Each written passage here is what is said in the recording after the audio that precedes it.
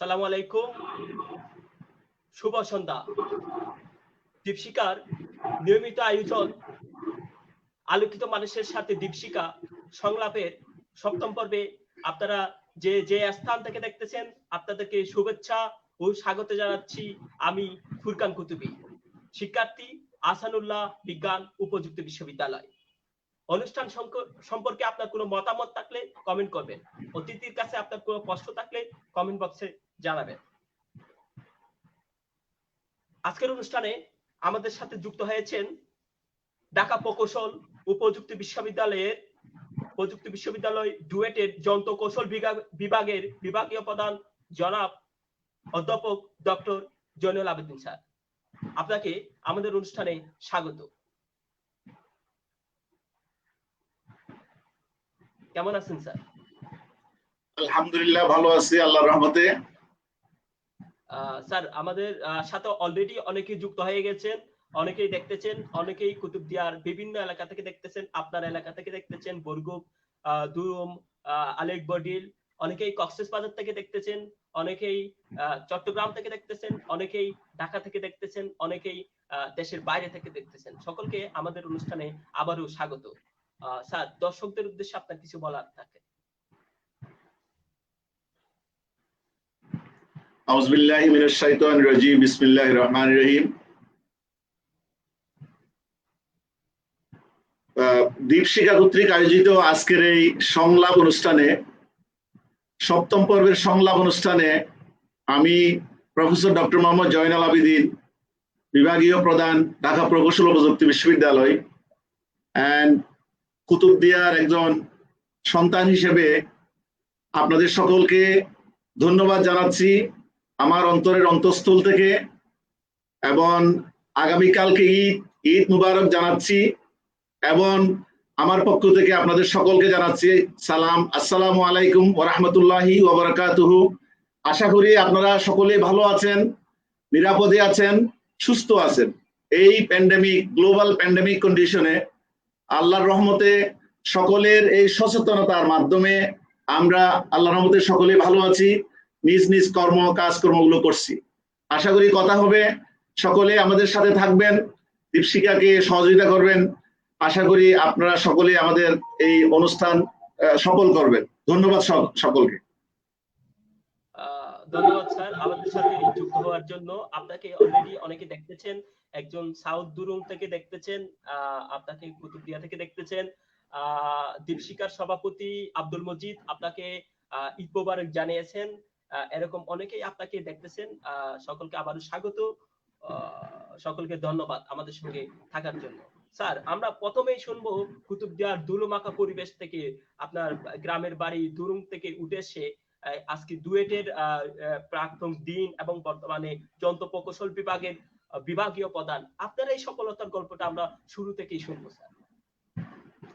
ধন্যবাদ আপনাকে খুব সুন্দরভাবে অনুষ্ঠানটাকে সাজানোর জন্য এবং শুরু করার জন্য, এবং আমি আবারও ধন্যবাদ জানাচ্ছি আমাদের সম্মানিত দর্শক মন্ডলীকে, প্রাণের প্রিয় দর্শক মন্ডলীকে, যারা আজকে আমাদের এই অনুষ্ঠান দেখছেন, শেয়ার করছেন এবং কমেন্টস করছেন।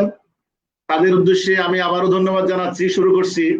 আমি সর্বপ্রথমে আল্লাহ তাআলার দরবারে শুকরিয়া আদায় করছি, এবং আমাদের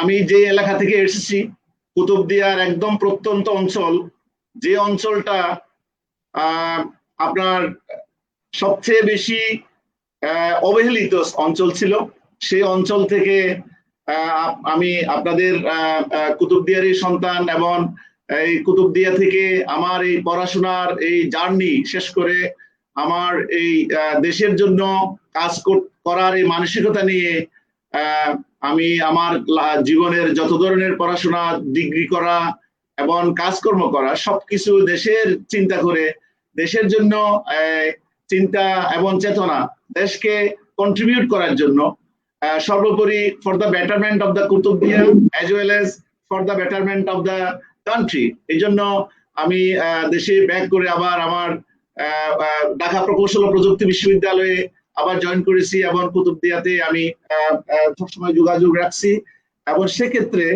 আমি কুতুবদিয়া এবং আমার ছাত্রছাত্রী যারা অগণিত ছাত্রছাত্রী আছে তাদের সকলেরই এই বর্তমান এই গ্লোবালাইজেশন, এই যে আমরা যে এখন ইনফরমেশন সুপার হাইওয়েতে প্রবেশ করেছি, এই সংক্রান্ত টেকনোলজি, ইঞ্জিনিয়ারিং, সায়েন্স, ম্যাথমেটিক্স এই ফিল্ড গুলোতে কন্ট্রিবিউট করার জন্য আমি ইনভলভ আছি, এনগেজ আছি from my beginning of my service life.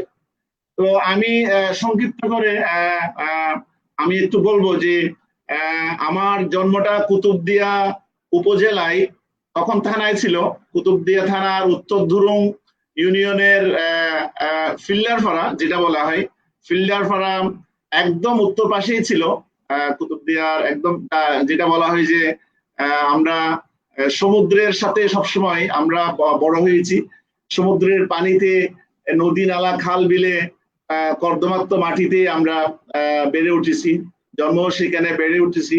বেড়ে ওঠার পর থেকে আমরা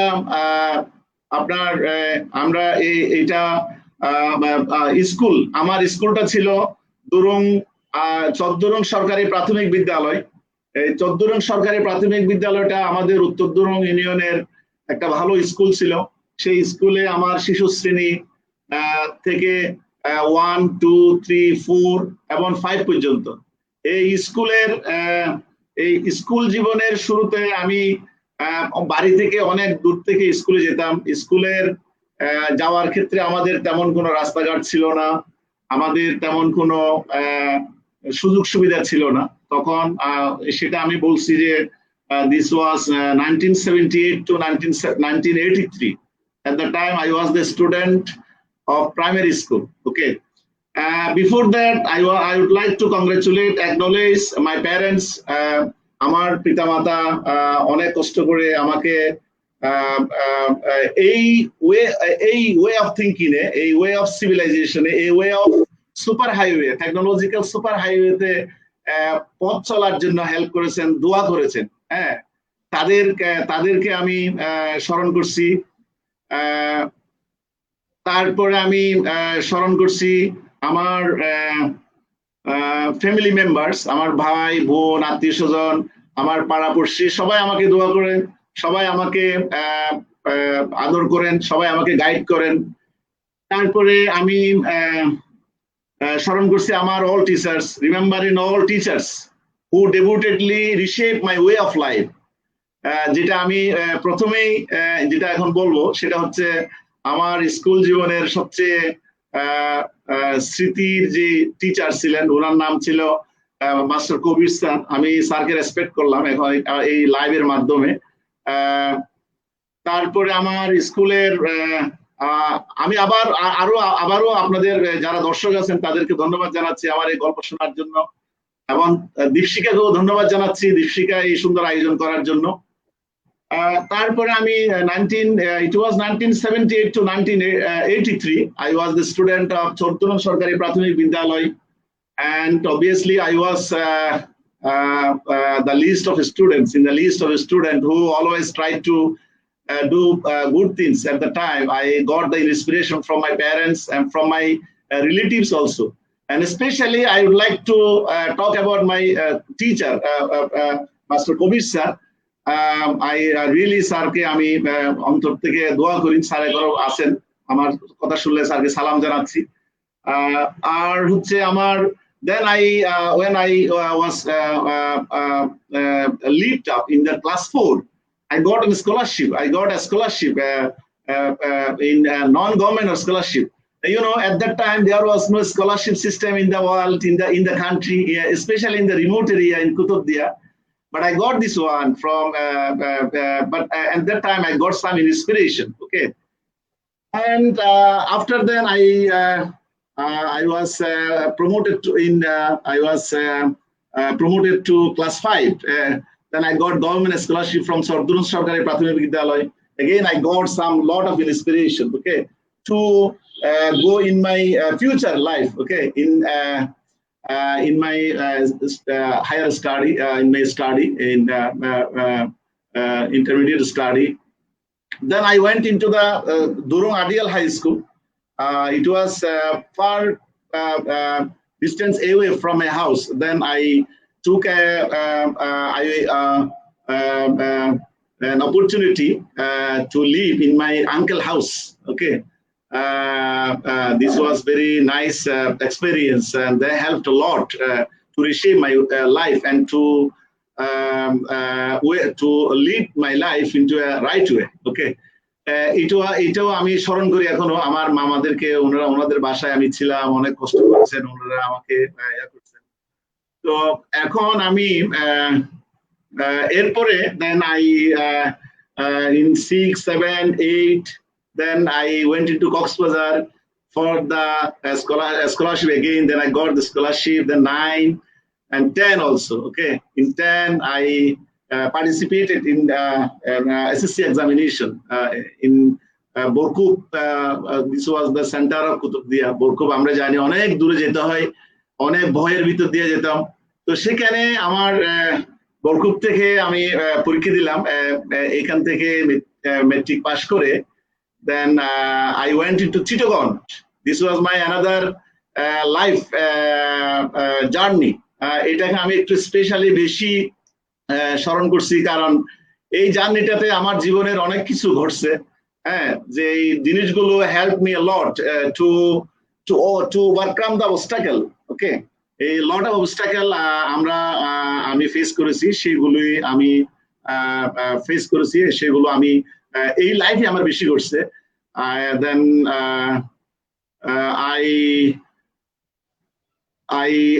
I entered into the Chittagong through a struggle. Okay, এটা বিশাল একটা স্ট্রাগল ছিল।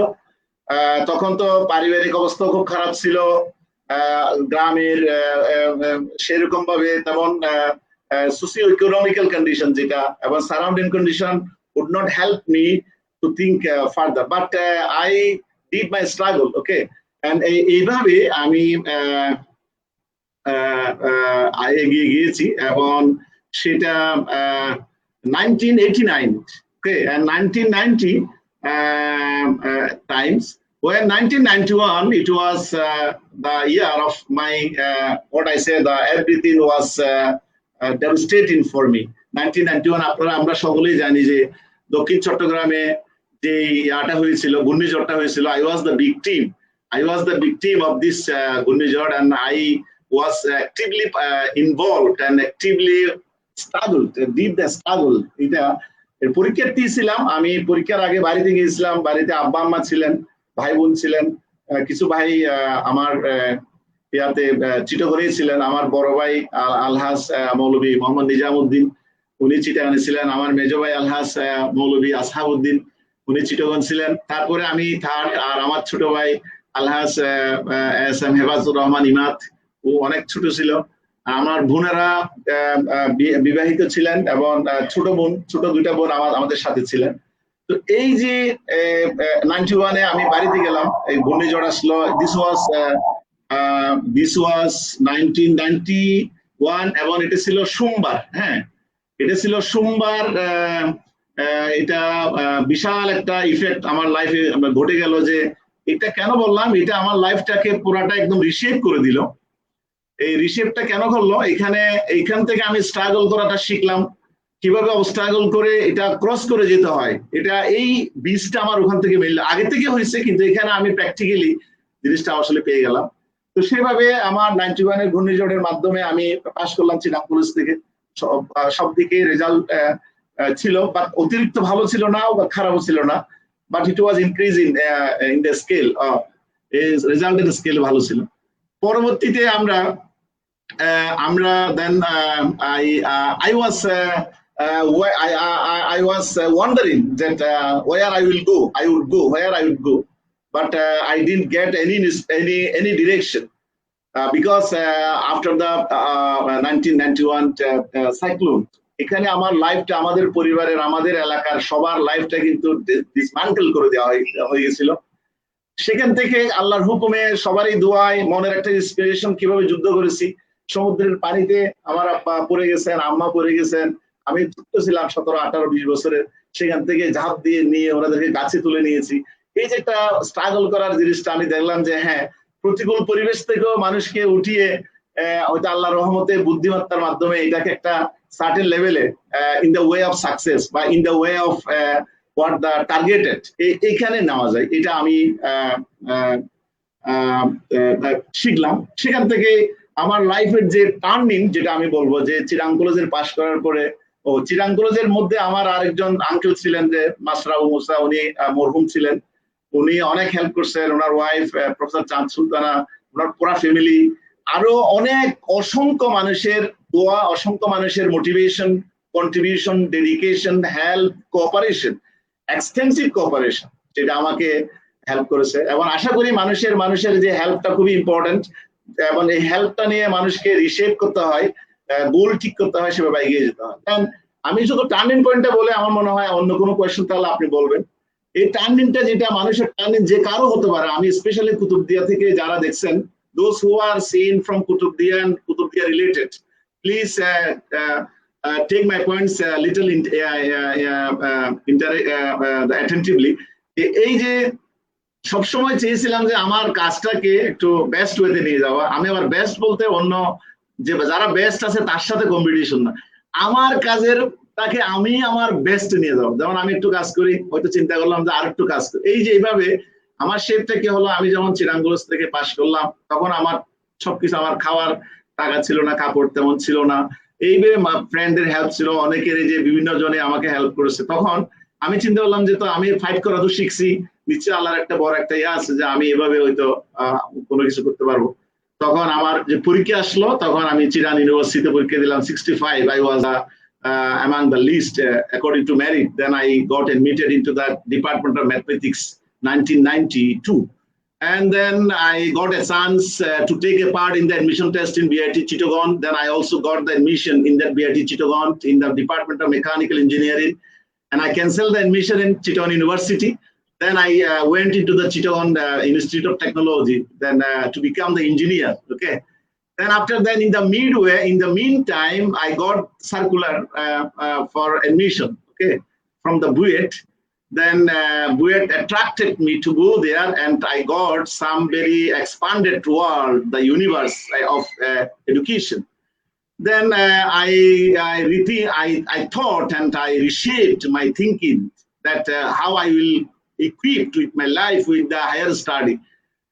By the grace of Allah, obviously, by the help of others also, by the dua of my parents also, then I got only 19 days. Okay, before that I took part in the medical admission, but unfortunately I didn't get admitted into the medical admission. But my lot of friends got admitted into the medical admission. Okay, then after that I got a chance in BUET, which was the lightest life span of my life, and as well as for all the students. It was the place of cream student from all over the Bangladesh. Okay, then I was fortunate to be a part of this journey. Then I got some very highly inspiration, and also very highly the motivation. Then that motivation and inspiration helped me to go into the top list of the BUET, my friend, among the friends of my BUET. So when I was leaving BUET after graduation 1998, it was the journey of 1993 to 98. Then I was in the last semester, I was third, okay, among the 120 students. So then another journey began. I was appointed in the Department of Mechanical Engineering, BIT Dhaka at that time. I chose this BIT because in BIT Dhaka at that time, only the engineers, okay, only the engineers were able to include. Okay, that's why I took it very seriously, and আমরা কিন্তু তখন ইঞ্জিনিয়ারদেরকে engineer বানাই, এটা তো really opportunity, very nice opportunity.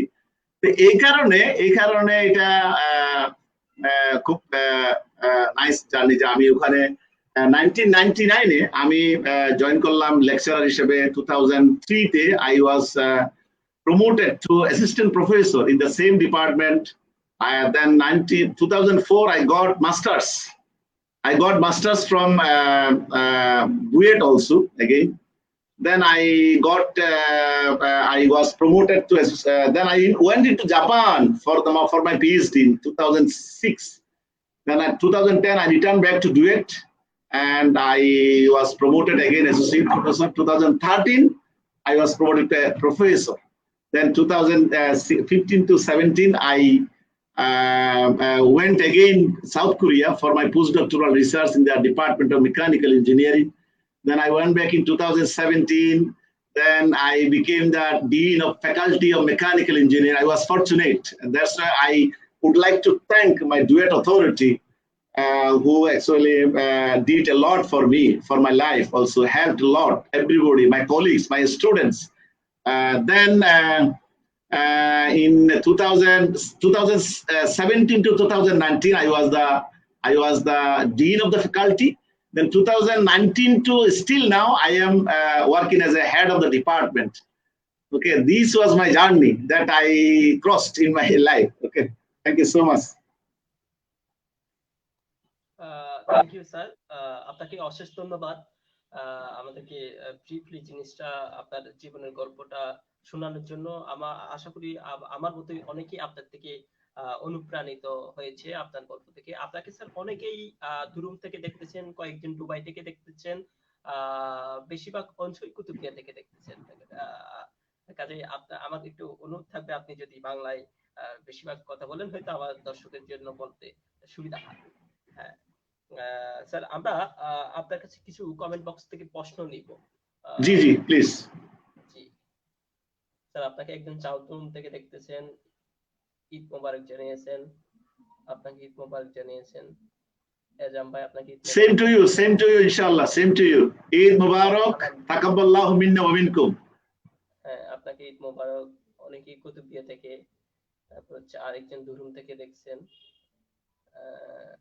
ধন্যবাদ সবাইকে, ধন্যবাদ জানাচ্ছি সবাইকে। আপনারা কষ্ট করে অনুষ্ঠান দেখছেন, এই জন্য। স্যার, আমাদের একজন দর্শক প্রশ্ন করেছেন, ফুরকান কুতুবী নামের মোহাম্মদ ফুরকান নামের একজন প্রশ্ন করেছেন, স্যার আপনাকে অসংখ্য ধন্যবাদ। আলোকিত মানুষ আলোকিত সংলাপে কুতুবদের শিক্ষিত অশিক্ষিত তরুণীদের জীবন যুদ্ধে সফল হওয়ার জন্য আপনার পরামর্শ এবং সফলতার বাণীটা যদি আপনি বলতেন। আচ্ছা, ধন্যবাদ খুবই সুন্দর প্রশ্নের জন্য। সফলের জন্য সফলতার বাণী, যেটা আমি আমার কথার মধ্যেই বলে ফেলেছি, যে আসলে আমরা কুতুবদিয়া থেকে যারা কুতুবদিয়া বাড়ি, সকলেই আমরা জানি আমাদের বিভিন্ন রকমের এই বিষয়গুলোর সাথে ফাইট করতে হয়। আমি প্রথমেই বলবো যে Kutubdia is a cyclone affected, এবং যে কোনো মুহূর্তে 2 দিন পরে 3 দিন পরে কিন্তু সাইক্লোনের একটা সাউন্ড শোনা যায়। আমিও কিভাবে ভুক্তভোগী। আমি যখন তো একদম ক্লাস 10 পর্যন্ত কুতুবদিয়াতে ছিলাম, স্বাভাবিকভাবে আপনাদের মতোই আমারও এই এক্সপেরিয়েন্স। আমি যেটা সফলতার জন্য আমি কুতুবদিয়ার বিশেষ করে যারা স্টুডেন্ট, তাদের সকলকে একটু বলবো যে এই যে প্রাকৃতিক দুর্যোগ প্লাস হচ্ছে এই যে অবধারিত সুযোগ সকলের জন্য যে সামনে অবস্থা আছে, এই অবধারিত সুযোগগুলো আসলে এই প্রবলেম গুলো থাকার পরেও আমরা কিন্তু এই অবধারিত সুযোগগুলো ইউজ করতে পারি। এবং সেটা আমার মনে হয় যারা স্টুডেন্ট আছেন, আমি যদি একটু ডিটেইলস করে বলি, যে আসলে প্ল্যানটা খুব ইম্পর্টেন্ট। আপনি যখন কোনো কিছু করার জন্য করবেন, তখন আপনি একটা চিন্তা করেন যে আপনি কি হবেন। এটা আসলে সাথে সাথে আমি কাইন্ডলি গার্ডিয়ান যারা আছেন সংক্ষিপ্তভাবে বলবো যে আপনার স্টুডেন্টদের জন্য, ছেলে মেয়েদের জন্য বা স্টুডেন্টদের জন্য আপনারা একটা প্ল্যান ঠিক করেন, যে গোল ঠিক করেন, যে আপনারা এখন কোথায় যাবেন। এই গোলটা আপনারা ঠিক করেন। এই গোলটা আপনারা যখন ঠিক করবেন, তখন আপনারা বলেন যে বাবা এই গোলে যেতে হবে। তো গোলটা কেমনে বুঝবেন? এটা মেইনলি হচ্ছে বাংলাদেশ তো আসলে এখন আমরা কিন্তু টেকনোলজিক্যাল সুপার হাইওয়েতে কিন্তু উঠবো, 1 নাম্বার। 2 নাম্বার হচ্ছে আমরা কিন্তু 4th যে ইন্ডাস্ট্রিয়াল রেভলিউশন হবে, এটা আসলে আমি একটু পরবর্তীতে বুঝিয়ে দেবো যে ইন্ডাস্ট্রিয়াল রেভলিউশনটা কি। আমরা কিন্তু already first revolution, second industrial revolution, third industrial revolution, এগুলো কিন্তু আমাদের অলরেডি হয়ে গেছে। আমরা এই রেভলিউশন গুলো যখন হবে, তখন আমাদেরকে অ্যাডপ্ট করতে হবে, নিজেকে প্রস্তুত করতে হবে। যেমন আমরা 4th ইন্ডাস্ট্রিয়াল রেভলিউশন মানে হচ্ছে আপনার এখন যত কিছু হবে সবকিছু কিন্তু কম্পিউটার বেসড, ইন্টারনেট বেসড। হ্যাঁ, এই যে ইন্টারনেট বেসড হবে, কম্পিউটার বেসড হবে, টেকনোলজি বেসড হবে, ইঞ্জিনিয়ারিং বেসড হবে, এইগুলি আপনাদেরকে একটু স্মরণ করাতে হবে। এটা করানোর জন্য তো অনেক বেশি বড় ব্যাপার। আপনার ছেলে মেয়েদেরকে বা আপনারা যারা ছাত্রছাত্রী আছেন তাদেরকে আগে সায়েন্স এবং ম্যাথমেটিক্সটা ভালোবাসতে শিখুন। ম্যাথমেটিক্স এবং সায়েন্সটা যখন ভালোবাসতে শিখবেন তখন আপনার এরপরে এই যে জ্ঞান, বিজ্ঞান মানে সায়েন্স মানে বিজ্ঞান, বিশেষ জ্ঞান, এই জ্ঞানটা কিন্তু আপনার মধ্যে যখন ঢুকবে আপনি কিন্তু একটা মজা পেয়ে যাবেন। যে জ্ঞান মানে কি, আপনার সারাউন্ডিংস কিন্তু অনেক বিজ্ঞান আছে। এই যে ফ্যানটা কেন ঘুরে, লাইটটা কেমনে হয়, আমি যে এত দূর থেকে কথা বলছি কেমনে, এগুলো সবগুলো contribution of engineering and technology. এটা কিন্তু আউটকাম আসছে এই কারণেই। কিন্তু এই যে এইগুলো যদি সায়েন্স এবং ম্যাথটা যদি আপনারা যদি ভালোবাসতে শিখেন, আমি বলতে চাচ্ছি যে আপনাদের অবস্ট্রাগল সব আছে, সোশিও ইকোনমিক কন্ডিশনটা ভালো না, তারপরে মনে করেন আপনার এই যে প্রাকৃতিক দুর্যোগ আছে, তারপরে মনে করেন যে আপনার আরো অনেক প্রবলেম আছে, হ্যাঁ, ড্রপ আউট হয়ে যায়। আমি পরবর্তীতে একটু বলবো যে আসলে কুতুবদিয়ার স্টুডেন্ট গুলো কেন পিছিয়ে পড়ে, এটা নিয়ে একটু বলবো। এই ড্রপ, এই জিনিসগুলো আপনারা ওভারকাম করে কষ্ট করে ছেলে মেয়েদেরকে বা স্টুডেন্টরা যারা শুনছেন তারা কিন্তু আপনারা একটা লাইফের একটা প্ল্যান করেন যে আমি এই যে বিভিন্ন ভালো মানুষ যারা মনে করেন যে আপনাদেরকে একটু গাইড করে বা একটু ইন্সপিরেশন দেয়, ওনারা কিভাবে হয়েছে জিজ্ঞেস করেন, এভাবে মনের মধ্যে একটু ইন্টারেস্টটা গ্রো করান। তারপরে আপনি ম্যাথ এবং সায়েন্সটা আপনি পছন্দ করেন আপনার আস্তে আস্তে মনের মধ্যে, এরপরে ইঞ্জিনিয়ারিং এ যাবেন, টেকনোলজি যাবেন। আমি শুধুমাত্র ইঞ্জিনিয়ারিং, টেকনোলজি, সায়েন্স, ম্যাথ বলছি না, আপনারা যারা অন্যান্য ফিল্ডও আছেন, আসলে অন্যান্য ফিল্ডে থাকলেও আপনাকে ইঞ্জিনিয়ারিং টেকনোলজিটা জানতে হবে। কারণ বর্তমানে যে ফোর্থ ইন্ডাস্ট্রিয়াল রেভলিউশন যেটা হবে, সেখানে কিন্তু আপনার হাতে কলমে কিছু হবে না, আপনার সবগুলো কিন্তু ইন্টারনেট অফ থিংস আসবে, ক্লাউড কম্পিউটিং আসবে, স্মার্ট সেন্সর আসবে, তারপর অনেকগুলো জিনিস আসবে যেটা আপনি বসে থাকবেন, আপনার ফ্যাক্টরিতে কাজগুলো চলবে। এইভাবে কিন্তু আপনার এইভাবে কিন্তু আপনারা নিজের মধ্যেই এগুলা স্বপ্নটা আগে দেন। স্বপ্নটা আপনাকে ঢুকাতে হবে, আপনার মনের মধ্যে রাখতে হবে। এই স্বপ্নটা পালন করার জন্য, গোলটা অ্যাচিভ করার জন্য, গোলটা অ্যাটেন্ড করার জন্য, গোলটা পাওয়ার জন্য আপনাকে করতে হবে কি, আপনাকে একটা সুন্দর একটা প্ল্যান করতে হবে, অ্যাকশন প্ল্যান। অ্যাকশন প্ল্যানটা যাতে গোলটার দিকে যান, এই অ্যাকশন প্ল্যানটা যদি করেন যে আপনি কিভাবে করবেন, পড়বেন কিভাবে, যে জানে তার কাছ থেকে পড়াবেন বা ইন্টারনেট বা বিভিন্ন জনের কাছ থেকে আপনি তাদেরকে পড়ালেন। পড়ানোর পরে আপনি একটা গাইডলাইন ফলো করেন যে কিভাবে আপনি এইগুলো ফলো করবেন। আপনি কখন পড়বেন, কখন ম্যাথ পড়বেন, কখন সায়েন্স পড়বেন, কখন বিজ্ঞান পড়বেন, কখন অন্যান্য বিষয়গুলো পড়বেন, সেগুলো একটা সুন্দর একটা রেগুলার একটা ওয়েতে আপনি পড়েন। তারপরে আপনি বিভিন্ন স্টেপস আগান যে কোনটা আগে পড়লে ভালো, কোনটা পরে পড়লে ভালো। আগানোর পরে আপনি এবার বেস্ট রেজাল্টটা আপনি শো করেন বা আপনি ধারণ করেন যে না, এটাই আমার জন্য বেস্ট, এটাই আমার জন্য ভালো। এভাবে যদি আপনি করেন তাহলে কিন্তু আপনি এই যে বেস্ট যে বিষয়টা, বেস্ট একটা ড্রিম করবেন, স্বপ্ন, অনেক বড় স্বপ্ন। এই বেস্ট ড্রিমের জন্য বেস্ট একটা অ্যাকশন প্ল্যান করবেন। এটা মানার জন্য আপনার কিছু গাইডলাইন, কিছু স্টেপস ফলো করে দেখবেন যে আপনারটা ভালো রেজাল্ট দিচ্ছে, তাহলে রেজাল্ট অনেক রকম আসবে, আপনি বেস্ট রেজাল্টটা নেবেন। এভাবে যদি আপনি আগান তাহলে কিন্তু আপনি কিন্তু খুব ভালো হতে পারবেন। তবে সবচেয়ে বড় জিনিস সংক্ষিপ্ত ভাবে যদি বলি, আপনার প্রথমে একটা ভিশন থাকবে। ভিশনটা কি জানেন? আপনি বলবেন যে আপনি বাংলাদেশের আলোকিত মানুষ হবেন, বা আপনি আপনার ফ্যামিলির জন্য একটা নির্ভরযোগ্য আলোকিত ভালো মানুষ হবেন, সাদা মনের মানুষ হবেন, দেশকে ভালোবাসার মানুষ হবেন। সেই ভিশনটা ঠিক রাখার জন্য আপনাকে কিছু মিশন ফলো করতে হবে। মিশনটা মানে হচ্ছে আপনার ইন্ডিভিজুয়াল বিষয়গুলো কিভাবে যাবেন, আপনি কোনো পড়াশোনায় মানে কি করবেন না, আপনি গাফলিতি করবেন না, আপনি আপনার কাজগুলো রাইট ওয়েতে করবেন, আপনি মুরব্বীদেরকে সম্মান করবেন, বাচ্চাদেরকে আপনি আদর করবেন, টিচারদেরকে মানবেন, সঠিক পড়াশোনাটা করবেন, পড়াশোনার সময়টা নষ্ট করবেন না, এগুলো মিশন। এরপরে আপনার কিছু এইমস লাগবে যে না, আমি এইগুলো করে ওই এইমসে যাব, সেখান থেকে ওই এইমসে যাব, সেখান থেকে একদম ভিশনে উঠে যাব, ফাইনালে উঠে যাব। ফাইনালে ওঠা মানে হচ্ছে আপনি লিডিং এ থাকবেন। আর মিশনটা হচ্ছে আপনি সবাইকে পিছনে ফেলবেন। হ্যাঁ, তারপরে আপনার এইমস ঠিক রাখতে হবে যে না, আমার ঠিক আছে, আমি যদি হয়তো পরীক্ষা একটু খারাপও করি কিন্তু এইমস ঠিক আছে, পরের পরীক্ষা ভালো করবো। তারপর আপনাকে কিছু স্ট্র্যাটেজিক বা কিছু অপশনাল কিছু অবজেক্টিভ ঠিক করতে হবে, যে ছোট ছোট, যে না এগুলো করার পর এটা করলাম, এটা করার পর এটা করলাম। এইভাবে এই বাঁধার সাগর, বাঁধার পাহাড় পাড়ি দিয়ে আপনাকে আপনার যে ভিশনে চলে যেতে হবে। আমার মনে হয় এইভাবে যদি গার্ডিয়ান এবং স্টুডেন্টরা যদি আজকে থেকে যদি মনের মধ্যে ইন্সপিরেশন নিয়ে, কোনো প্রেশার না দিয়ে, বিষয়টা কি, আপনি কারোর সাথে কম্পিটিশন করুন, আপনি আপনার নিজের সাথে কম্পিটিশন করে আপনার বেস্টটা বের করে নিয়ে আসেন। প্রতিদিনের আপনার বেস্টটা আপনাকে আপনার ওই অভিষ্ট লক্ষ্যে পৌঁছে দেওয়ার জন্য হেল্প করবে। আমার মনে হয় এভাবে যদি আমরা করি আশা করি ভালো হবে ইনশাআল্লাহ। সবাইকে ধন্যবাদ। হ্যাঁ, থ্যাংক ইউ স্যার, আপনাকে অশেষ ধন্যবাদ। স্যার আমরা এই মুহূর্তে আপনার থেকে জানতে চাইবো স্যার, বাংলাদেশের বর্তমান শিক্ষা ব্যবস্থা এবং কুতুবদিয়ার শিক্ষা ব্যবস্থা বা একই তো শিক্ষা ব্যবস্থা স্যার, এদের মধ্যে একটা জি মূল্যায়ন আমি একটু মূল্যায়ন করি। হ্যাঁ, আমরা জানি শিক্ষা ব্যবস্থা খুবই এডুকেশন, যেটা এডুকেশন আমরা সকলে জানি।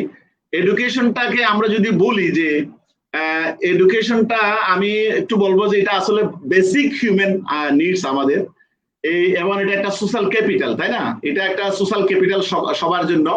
এই এডুকেশনটা কে আমরা খুব প্রায়োরিটিলি আমরা দেখব। বাংলাদেশে 4 রকমের, primary, secondary, higher secondary, tertiary লেভেলের 4 প্রকারের এডুকেশন আছে। এখন ধরুন আমি একদম ছোট বা বাংলা কুতুবদিয়ার একদম ছোট একজন মানুষ চিন্তা করলো যে কোন দিকে যাবে। আমরা জানি যে ছোট বয়সে মক্তব পড়ে হুজুর বা মাদ্রাসা লাইন পরে আমরা একটা উঠতে পারি। মাদ্রাসার মধ্যে 2 রকম, একটা কওমি, একটা সরকারি মাদ্রাসা। কিন্তু এখন আমি একটু I would like to thank our honorable Prime Minister and honorable governments that ওনারা কিন্তু এই যে কষ্ট করে এবং খুব থটফুলি কিন্তু যে বাংলাদেশটাকে এই যে 2021-এ কিন্তু আমরা মিডল ইনকামে দেশে যাব, 2041-এ কিন্তু আমরা ডেভেলপ কান্ট্রিতে যাব। এইগুলো আমি একটু পরবর্তীতে সময় পেলে বলবো কোনটা ডেভেলপ, কোনটা কি আমাদের কি করণীয়। এই যে এই যাওয়ার ক্ষেত্রে শিক্ষাটা কিন্তু খুব ইম্পর্টেন্ট, এবং এটা হচ্ছে টেকনোলজি বেসড শিক্ষাটা সবচেয়ে বেশি ইম্পর্টেন্ট। এগুলোতে যাওয়ার জন্য কিন্তু গভর্নমেন্ট সবগুলো কিন্তু ওপেন করে দিয়েছে। যেমন কওমির দিকে গেলে কিন্তু মাস্টার্সের মান পাচ্ছেন, সরকারের দিকে মাস্টার্সের মান। এবার আমি একটু জেনারেল লাইনে আসি। এখানে আপনি যদি কিছু ইংলিশ মিডিয়াম দিয়েও আপনি টপে যেতে পারেন, বাংলা মিডিয়াম দিয়েও যেতে পারেন। বাংলা মিডিয়ামের মধ্যে আপনি যেমন যে class primary, secondary, higher secondary, tertiary. এখন টারশিয়ারিটা হচ্ছে আপনার হায়ার এডুকেশন। হ্যাঁ, এই টারশিয়ারির ক্ষেত্রে হায়ার এডুকেশন আপনারা যদি দেখেন যে বর্তমানে বাংলাদেশের পাবলিক ইউনিভার্সিটি 46টা, প্রাইভেট ইউনিভার্সিটি অলমোস্ট 106টা, একটু প্লাস মাইনাস আছে প্রাইভেটের ক্ষেত্রে। ইন্টারন্যাশনাল ইউনিভার্সিটি আছে 3টা। আর আমরা যদি মেডিকেলে দেখি, মেডিকেল ইউনিভার্সিটি আছে 5টা, তারপরে পাবলিক মেডিকেল কলেজ আছে 36টা, মিলিটারি মেডিকেল কলেজ আছে 6টা, প্রাইভেট মেডিকেল কলেজ আছে 70টা। হ্যাঁ, আর এখন এই যে এইগুলো কিছু টেকনোলজি বেসড আর কিছু জেনারেল বেসড কিন্তু। হ্যাঁ, আমি কিন্তু টেকনোলজি জেনারেল এগুলি বলবো না, কারণ as a proud citizen of developed country going to be 2041 government order by government, এই প্রত্যেক মেম্বারদের জন্য আমার বেসিক কিছু টেকনোলজি জানতে হবে কিন্তু, এবং এটার মধ্যে অ্যাডপ্ট করতে হবে। না হয় আপনি স্মার্টফোন চালাতে পারবেন না, আপনি মনে করেন আপনার পরিবারকে কিন্তু লিড করতে পারবেন না, আপনি অনেক কিছু টেকনোলজি বুঝবেন। এই জন্য আপনাকে অন্য লাইনে থাকলেও এগুলো কিন্তু যে কোনো ভাবে আপনাকে অ্যাডপ্ট করে নিতে হবে, তাই না? আপনি যেমন অন্য বিবিএ পড়েন, আপনাকে কিন্তু সফটওয়্যার চালানো শিখতে হবে, এই যে আপনি শিখাচ্ছেন। This is very opportunity, good opportunity সবার জন্য। এই জন্য বলা হয় ডেভেলপমেন্ট, এটা হচ্ছে সব ডেভেলপ কান্ট্রিতে কিন্তু আপনার টেকনোলজি বেসড, এই যে টেকনিক্যাল এডুকেশনটা খুব ইম্পর্টেন্ট। টেকনিক্যাল এডুকেশনের জন্য বাংলাদেশে আপনার আছে কিন্তু পলিটেকনিক আছে, বাংলাদেশ টেকনিক্যাল এডুকেশন বোর্ডের মাধ্যমে।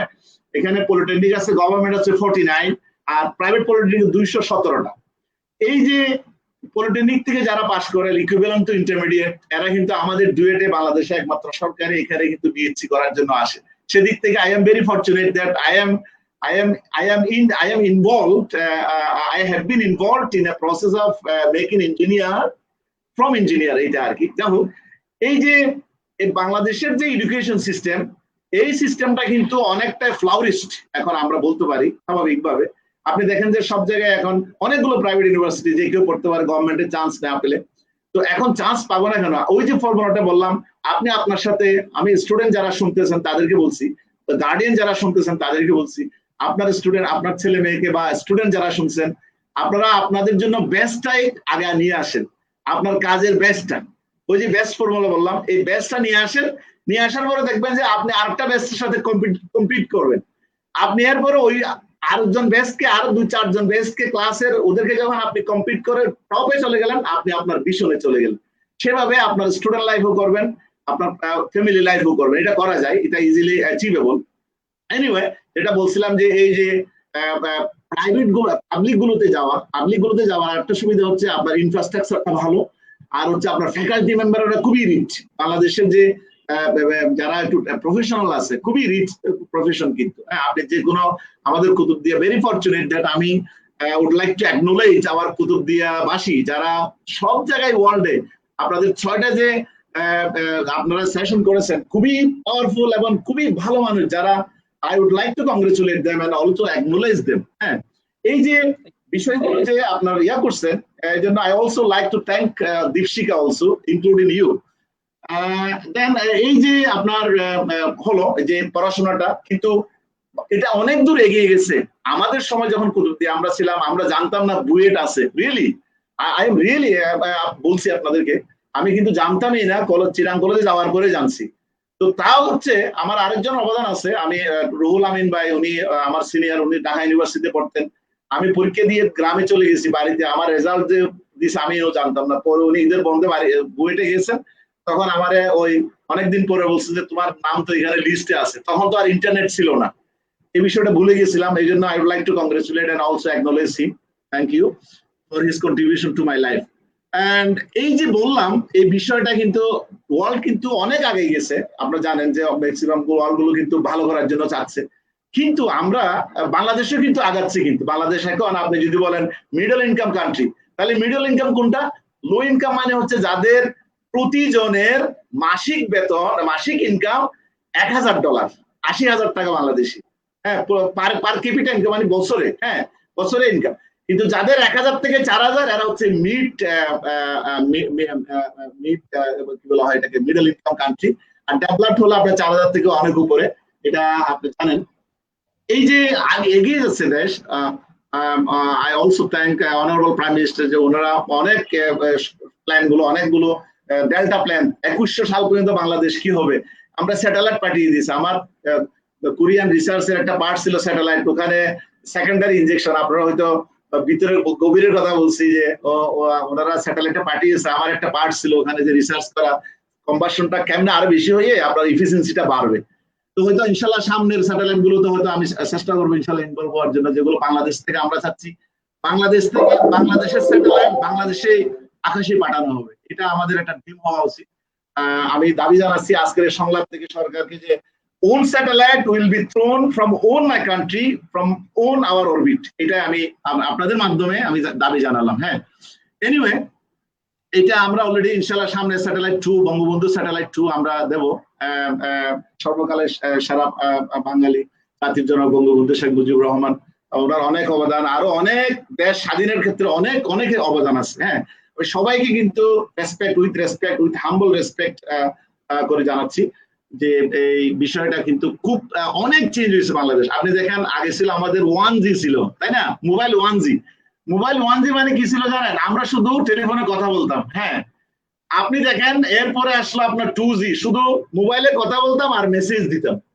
এবার 3G দেখেন, কথা বলতাম, মেসেজ দিতাম আর একটু টুকটাক ইন্টারনেট, তাই না? অনেক কম MBPS ইন্টারনেট। 4G তে দেখেন আপনি ভিডিও ট্রান্সফার করতে পারেন, MMS ট্রান্সফার করতে পারেন, আরো স্পিড, আরো ভালো টেলিফোন, অ্যান্ড্রয়েড আসলো। এখন বাংলাদেশ কিন্তু 5G যুগের মধ্যে ঢুকে যাবে, আপনি জানেন তাই না? 5G এর মধ্যে হচ্ছে আপনার এই যে হাই স্পিড ইন্টারনেট হবে। আর আরেকটা বিষয় হবে internet of things. Internet of things মানে হচ্ছে আপনার সবকিছু ইন্টারনেটের মধ্যে থাকবে। আপনি একটা ইন্ডাস্ট্রি চালাচ্ছেন, আপনি ঘরে বসে ওটা স্টার্ট করে দিলে মেশিনটা চলো, আপনার যাওয়া লাগবে না। আপনি রুমে ঢুকলেন, আপনি ঘরে বসে আপনার ছায়া থেকে, আপনার গন্ধ থেকে, আপনার এক্সিস্টেন্স থেকে সেন্সর অটোমেটিক সুইচটাকে অন করে দেবে। এটা হচ্ছে আপনার এই যে কন্ট্রোলড অটোমেশন। এবং এইভাবে প্রত্যেকটা ইন্ডাস্ট্রি, বরং আপনার একটা ইন্ডাস্ট্রি আছে, আমার একটা আছে, আরেকজনের আছে, এগুলো আবার কানেক্টেড থাকবে। এই কানেক্টেড এর মাধ্যমে আবার এগুলো হচ্ছে ইন্টারনেট অফ থিংস, এখানে আপনার এগুলো কানেক্টেড থাকবে এইভাবে। জি জি, ভার্চুয়াল রিয়েলিটি। হ্যাঁ, ভার্চুয়াল রিয়েলিটি মানে হচ্ছে যে ভার্চুয়াল, যে আমি এখন আপনার সাথে আছি, এটা অনেকটা রিয়েলের মতোই। তো এটা ভার্চুয়ালি কিন্তু মনে হচ্ছে যে একদম এই যে আপনাকে আমি একদম দেখতেছি, পাশে বসে গল্প করতেছি।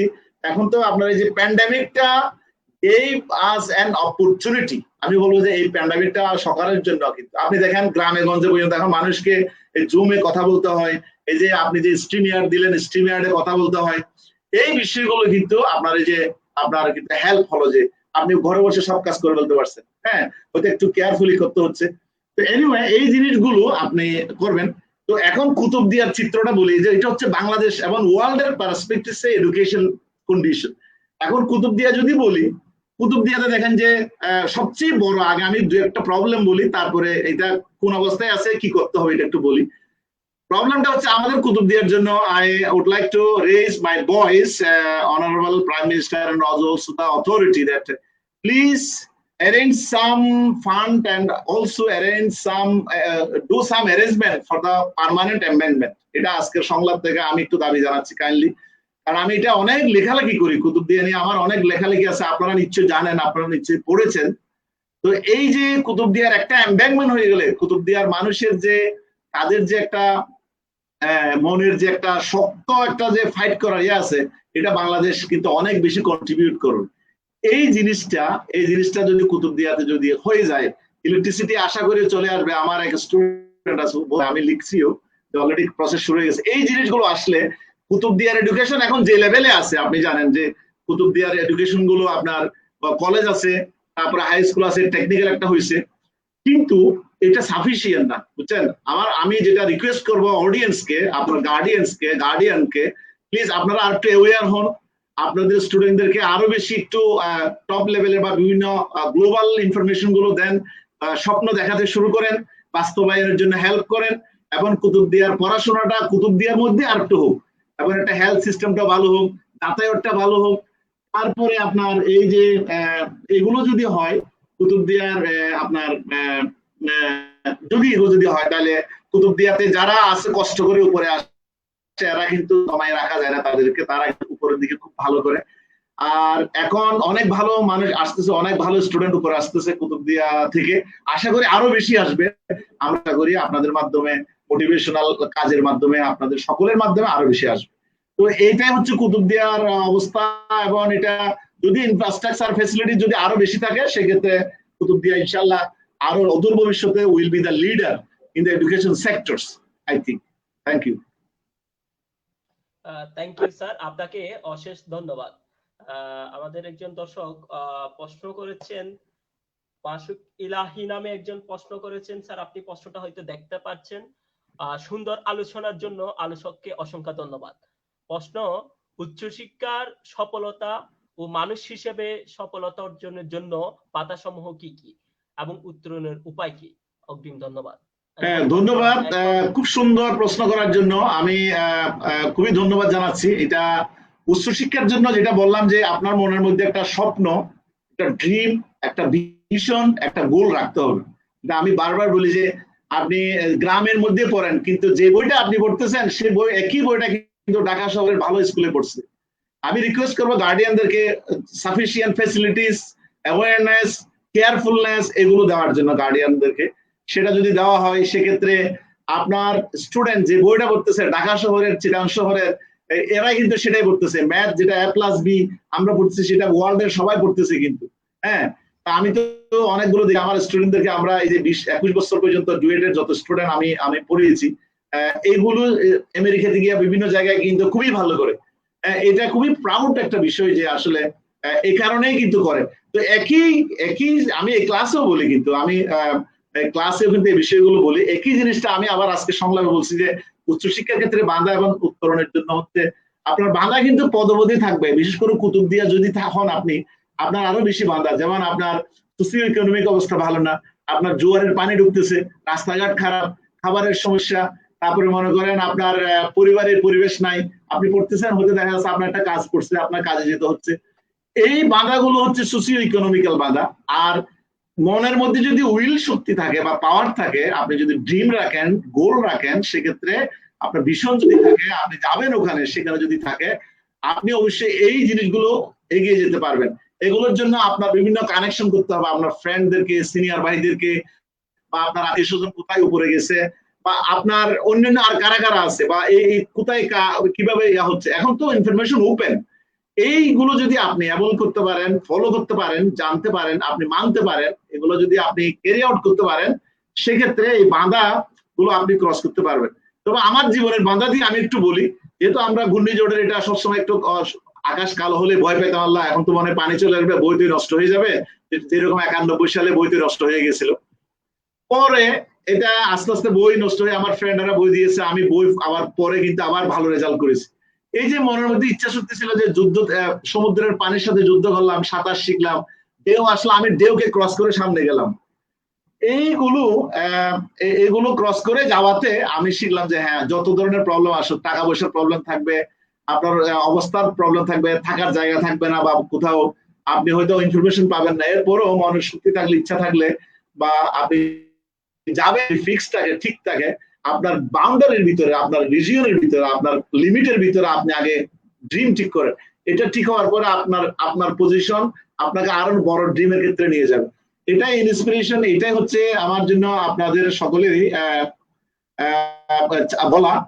এটা যদি ক্রস করা যায় সেক্ষেত্রে আশা করি ইনশাল্লাহ আপনারা ক্রস করতে পারবেন। কুতুবদিয়া থেকে আমি এখনো বন্ধ হলে তো কুতুবদিয়া চলে, পুরো 4-5 বছর বুয়েট লাইফে বন্ধ হলে প্রতিবারে কুতুবদিয়া যেতাম, বিভিন্ন স্কুলে যেতাম, তাহলে তো এভাবেই হলো, তাই না? আমি তো অন্য কোথাও, আমার আব্বা আম্মা বা ভাই বোন সবাই তো কুতুবদিয়াই ছিল তখন। তো এনিওয়ে, আমার মনে হয় বাঁধা আসবেই, বাঁধাটাকে আস্তে আস্তে আপনারা একটু ওভারকাম করবেন, ওভারকাম করে এটা আরো কিভাবে নেওয়া যায় সেটা আপনারা, আমার মনে হয়, আশা করি হবে। আপনার অনেক এক্সাম্পল আছে সামনে, সেভাবে ফলো করবেন। থ্যাংকস, আমার মনে হয় এই পর্যন্ত। স্যার আপনাকে অশেষ ধন্যবাদ। আসলে সমস্যাগুলো আমরাও ওই সমস্যাগুলোর সম্মুখীন হয়েছিলাম। আবার নিজের অভিজ্ঞতা থেকে যদি বলি, আমি আমার স্কুল কুতুবদিয়া লেভেল থেকে যেটা সর্বোচ্চ রেজাল্ট করা সম্ভব, গোল্ডেন এ প্লাস কোটা ছিল। তারপরও পর্যন্ত আমি কলেজে যাওয়ার আগ পর্যন্ত আমি নিজে বুয়েট কি শুনেই নাই নাম, সত্যি। ডুয়েট তো ডুয়েট শুনি নাই, বুয়েট শুদ্ধ শুনি নাই। আমার যখন আমি inter first year city college থেকে আমি সায়েন্সে ছিলাম, পরবর্তীতে আমি বিবিএ তে সুইচ করলাম, তখনও পর্যন্ত আমি বুয়েট চিনি নাই। কিন্তু এই চিন্তা থেকে যে আপনাদেরকে তো চিনার দূরের কথা, আমরা মানে কুতুবদিয়া কোথায় ইঞ্জিনিয়ারিং, কোথায় কেউ আছে, এটা চিন্তাই না। এখন আমরা এই চেষ্টা থেকে, সেই চিন্তা ভাবনা থেকে সকলকে, আপনাদেরকে এবং যারা প্রতিষ্ঠিত আছে, আলোকিত মানুষ, তাদেরকে সামনে নিয়ে আসার চেষ্টা, বা বর্তমান সময়ের সাথে তাল মিলিয়ে সকলকে অনুপ্রাণিত করার চেষ্টা। আপনাকে ধন্যবাদ আমাদের সাথে কানেক্টেড হওয়ার জন্য। আমাদের একজন প্রশ্ন করেছেন স্যার, প্রশ্নটা হচ্ছে যে রুহি নামের একজন প্রশ্ন করেছেন, স্যার কুতুবদিয়ার শিক্ষার ক্ষেত্রে আধুনিক দেশের সাথে তাল মিলিয়ে চলার জন্য আপনার বক্তব্য শুনতে চাইছেন উনি। ওকে, ধন্যবাদ রুহি, আপনি অনেক সুন্দর একটা প্রশ্ন করেছেন, এবং ধন্যবাদ জানাচ্ছি আমাদের সকল দর্শক যারা আছেন, অনেক কষ্ট করে আপনারা আছেন, এবং আশা করি কোয়েশ্চেন করবেন। এটা হচ্ছে কুতুবদিয়া, এই যে বললাম যে আমার মনে হয় কুতুবদিয়া একটা টেকনিক্যাল ইনস্টিটিউট এবং মেডিকেল ইনস্টিটিউট এবং একটা বিশ্ববিদ্যালয়। আমার মনে হয় এটা খুবই ইম্পর্টেন্ট হবে। এবং শিক্ষা ব্যবস্থা, এটা তো আপনার কুতুবদিয়াতে এখন যে অবস্থায় আছে, এই যোগাযোগটা আর হচ্ছে বেরিবারটা, এটা আমাদের জন্য খুব একটা প্রবলেম হচ্ছে। এই যে এই উন্নত বিশ্বের যে সুযোগ সুবিধাগুলো, উন্নত বিশ্বের ছাত্রছাত্রীগুলো কিন্তু যে কোনো মুহূর্তে ইন্টারনেটের মাধ্যমে তারা যে কোনো সোর্স বা যে কোনো অনলাইন ক্লাস বা যে কোনো মেটেরিয়ালস পেয়ে যায়, কিন্তু আমরা কুতুবদিয়া তো সেরকম পাচ্ছি না। সেই জন্য নাম্বার ওয়ান যেটা আমরা এনশিওর করতে পারি সেটা হচ্ছে, যদি চারিদিকে বা বেরিবারটা হয়, এটা সিকিউর হয়ে গেলাম যে না, আমার এখানে পানি এসে আমার স্বপ্ন ভেঙে দেবে না। 2 নম্বর হচ্ছে, আমার যদি ইলেকট্রিসিটি যাচ্ছে, যদি যায়, সেক্ষেত্রে আমি ইলেকট্রিসিটি দিয়ে যে কোনো ধরনের অফশোর, অনশোর, তারপরে হচ্ছে আপনার বিভিন্ন রকমের আমি ফ্যাক্টরি বা বিভিন্ন ইন্ডাস্ট্রি বা বিভিন্ন কিছু করতে পারবো। এটা আমার পরিবারের মেম্বারদের চাকরির ব্যবস্থা হবে, আমার এই সলভেন্সি বা এই যে ইকোনমিক কন্ডিশনটা কি হবে, এটা সলভ হয়ে যাবে। তো এইগুলো যদি হয়ে যায়, সেক্ষেত্রে আপনার অনেকগুলো ভালো স্কুল, ভালো college, university, technical university, medical university, medical college, তারপরে মনে করেন যে এই যে ইনফরমেশন ট্রান্সফার, আপনি কুতুবদিয়া বসে কিন্তু এমআইটি থেকে, আপনি মনে করেন হার্ভার্ড থেকে কিন্তু ক্লাস করতে পারবেন। আপনার শুধু প্রসেসটা, টেকনোলজিটা ইউজ করতে হবে। এই জিনিসগুলো আমাদের, এই যে সুযোগগুলো বাইরে কিন্তু ওয়ার্ল্ডে যে ওপেন এবং এটা এবল সবাই পায়, সেই জিনিসটা আমরা কুতুবদিয়াতে যদি এই সাপোর্ট গুলো যদি হয়, এবং এই কুতুবদিয়াতে যদি মানুষ যদি আরেকটু এগিয়ে আসে এবং প্রবলেম গুলো যদি সলভ করা যায়, সেক্ষেত্রে আশা করি এটা সলভ হবে। আর কুতুবদিয়ার স্বাভাবিকভাবে এটা ইনফ্রাস্ট্রাকচারের বিভিন্ন শিক্ষা ব্যবস্থার দিক দিয়ে তো পিছিয়ে আছি আমরা, এটা রিমোট এরিয়া, যাতায়াতের ক্ষেত্রে একটু পিছিয়ে আছি আমরা, যদিও বা এখন অনেকগুলো প্রজেক্ট বা অনেকগুলো কাজ হচ্ছে। আমি সবাইকে ধন্যবাদ জানাচ্ছি যে কুতুবদিয়ার সাথে ডিরেক্টলি এবং ইনডিরেক্টলি ইনভলভ থেকে কুতুবদিয়াকে ভালো করার জন্য, কুতুবদিয়ার উন্নয়নের জন্য, উন্নতির জন্য চেষ্টা করছেন বা ইনভলভ আছেন বা হচ্ছেন বা হবেন, তাদের সকলকে ধন্যবাদ জানাচ্ছি।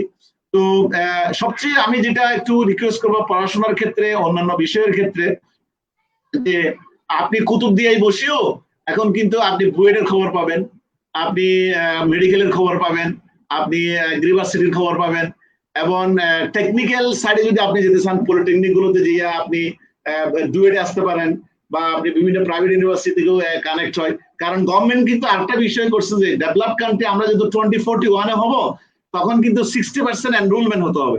মানে বাংলাদেশের 60% স্টুডেন্টকে টেকনিক্যাল ইনস্টিটিউট বা কলেজগুলোতে যেতে হবে। কারণ তাহলে কিন্তু আমি তো টেকনোলজি বুঝবো না, আমার তো সব ইন্ডাস্ট্রি গুলো অটোমেশন হয়ে যাবে।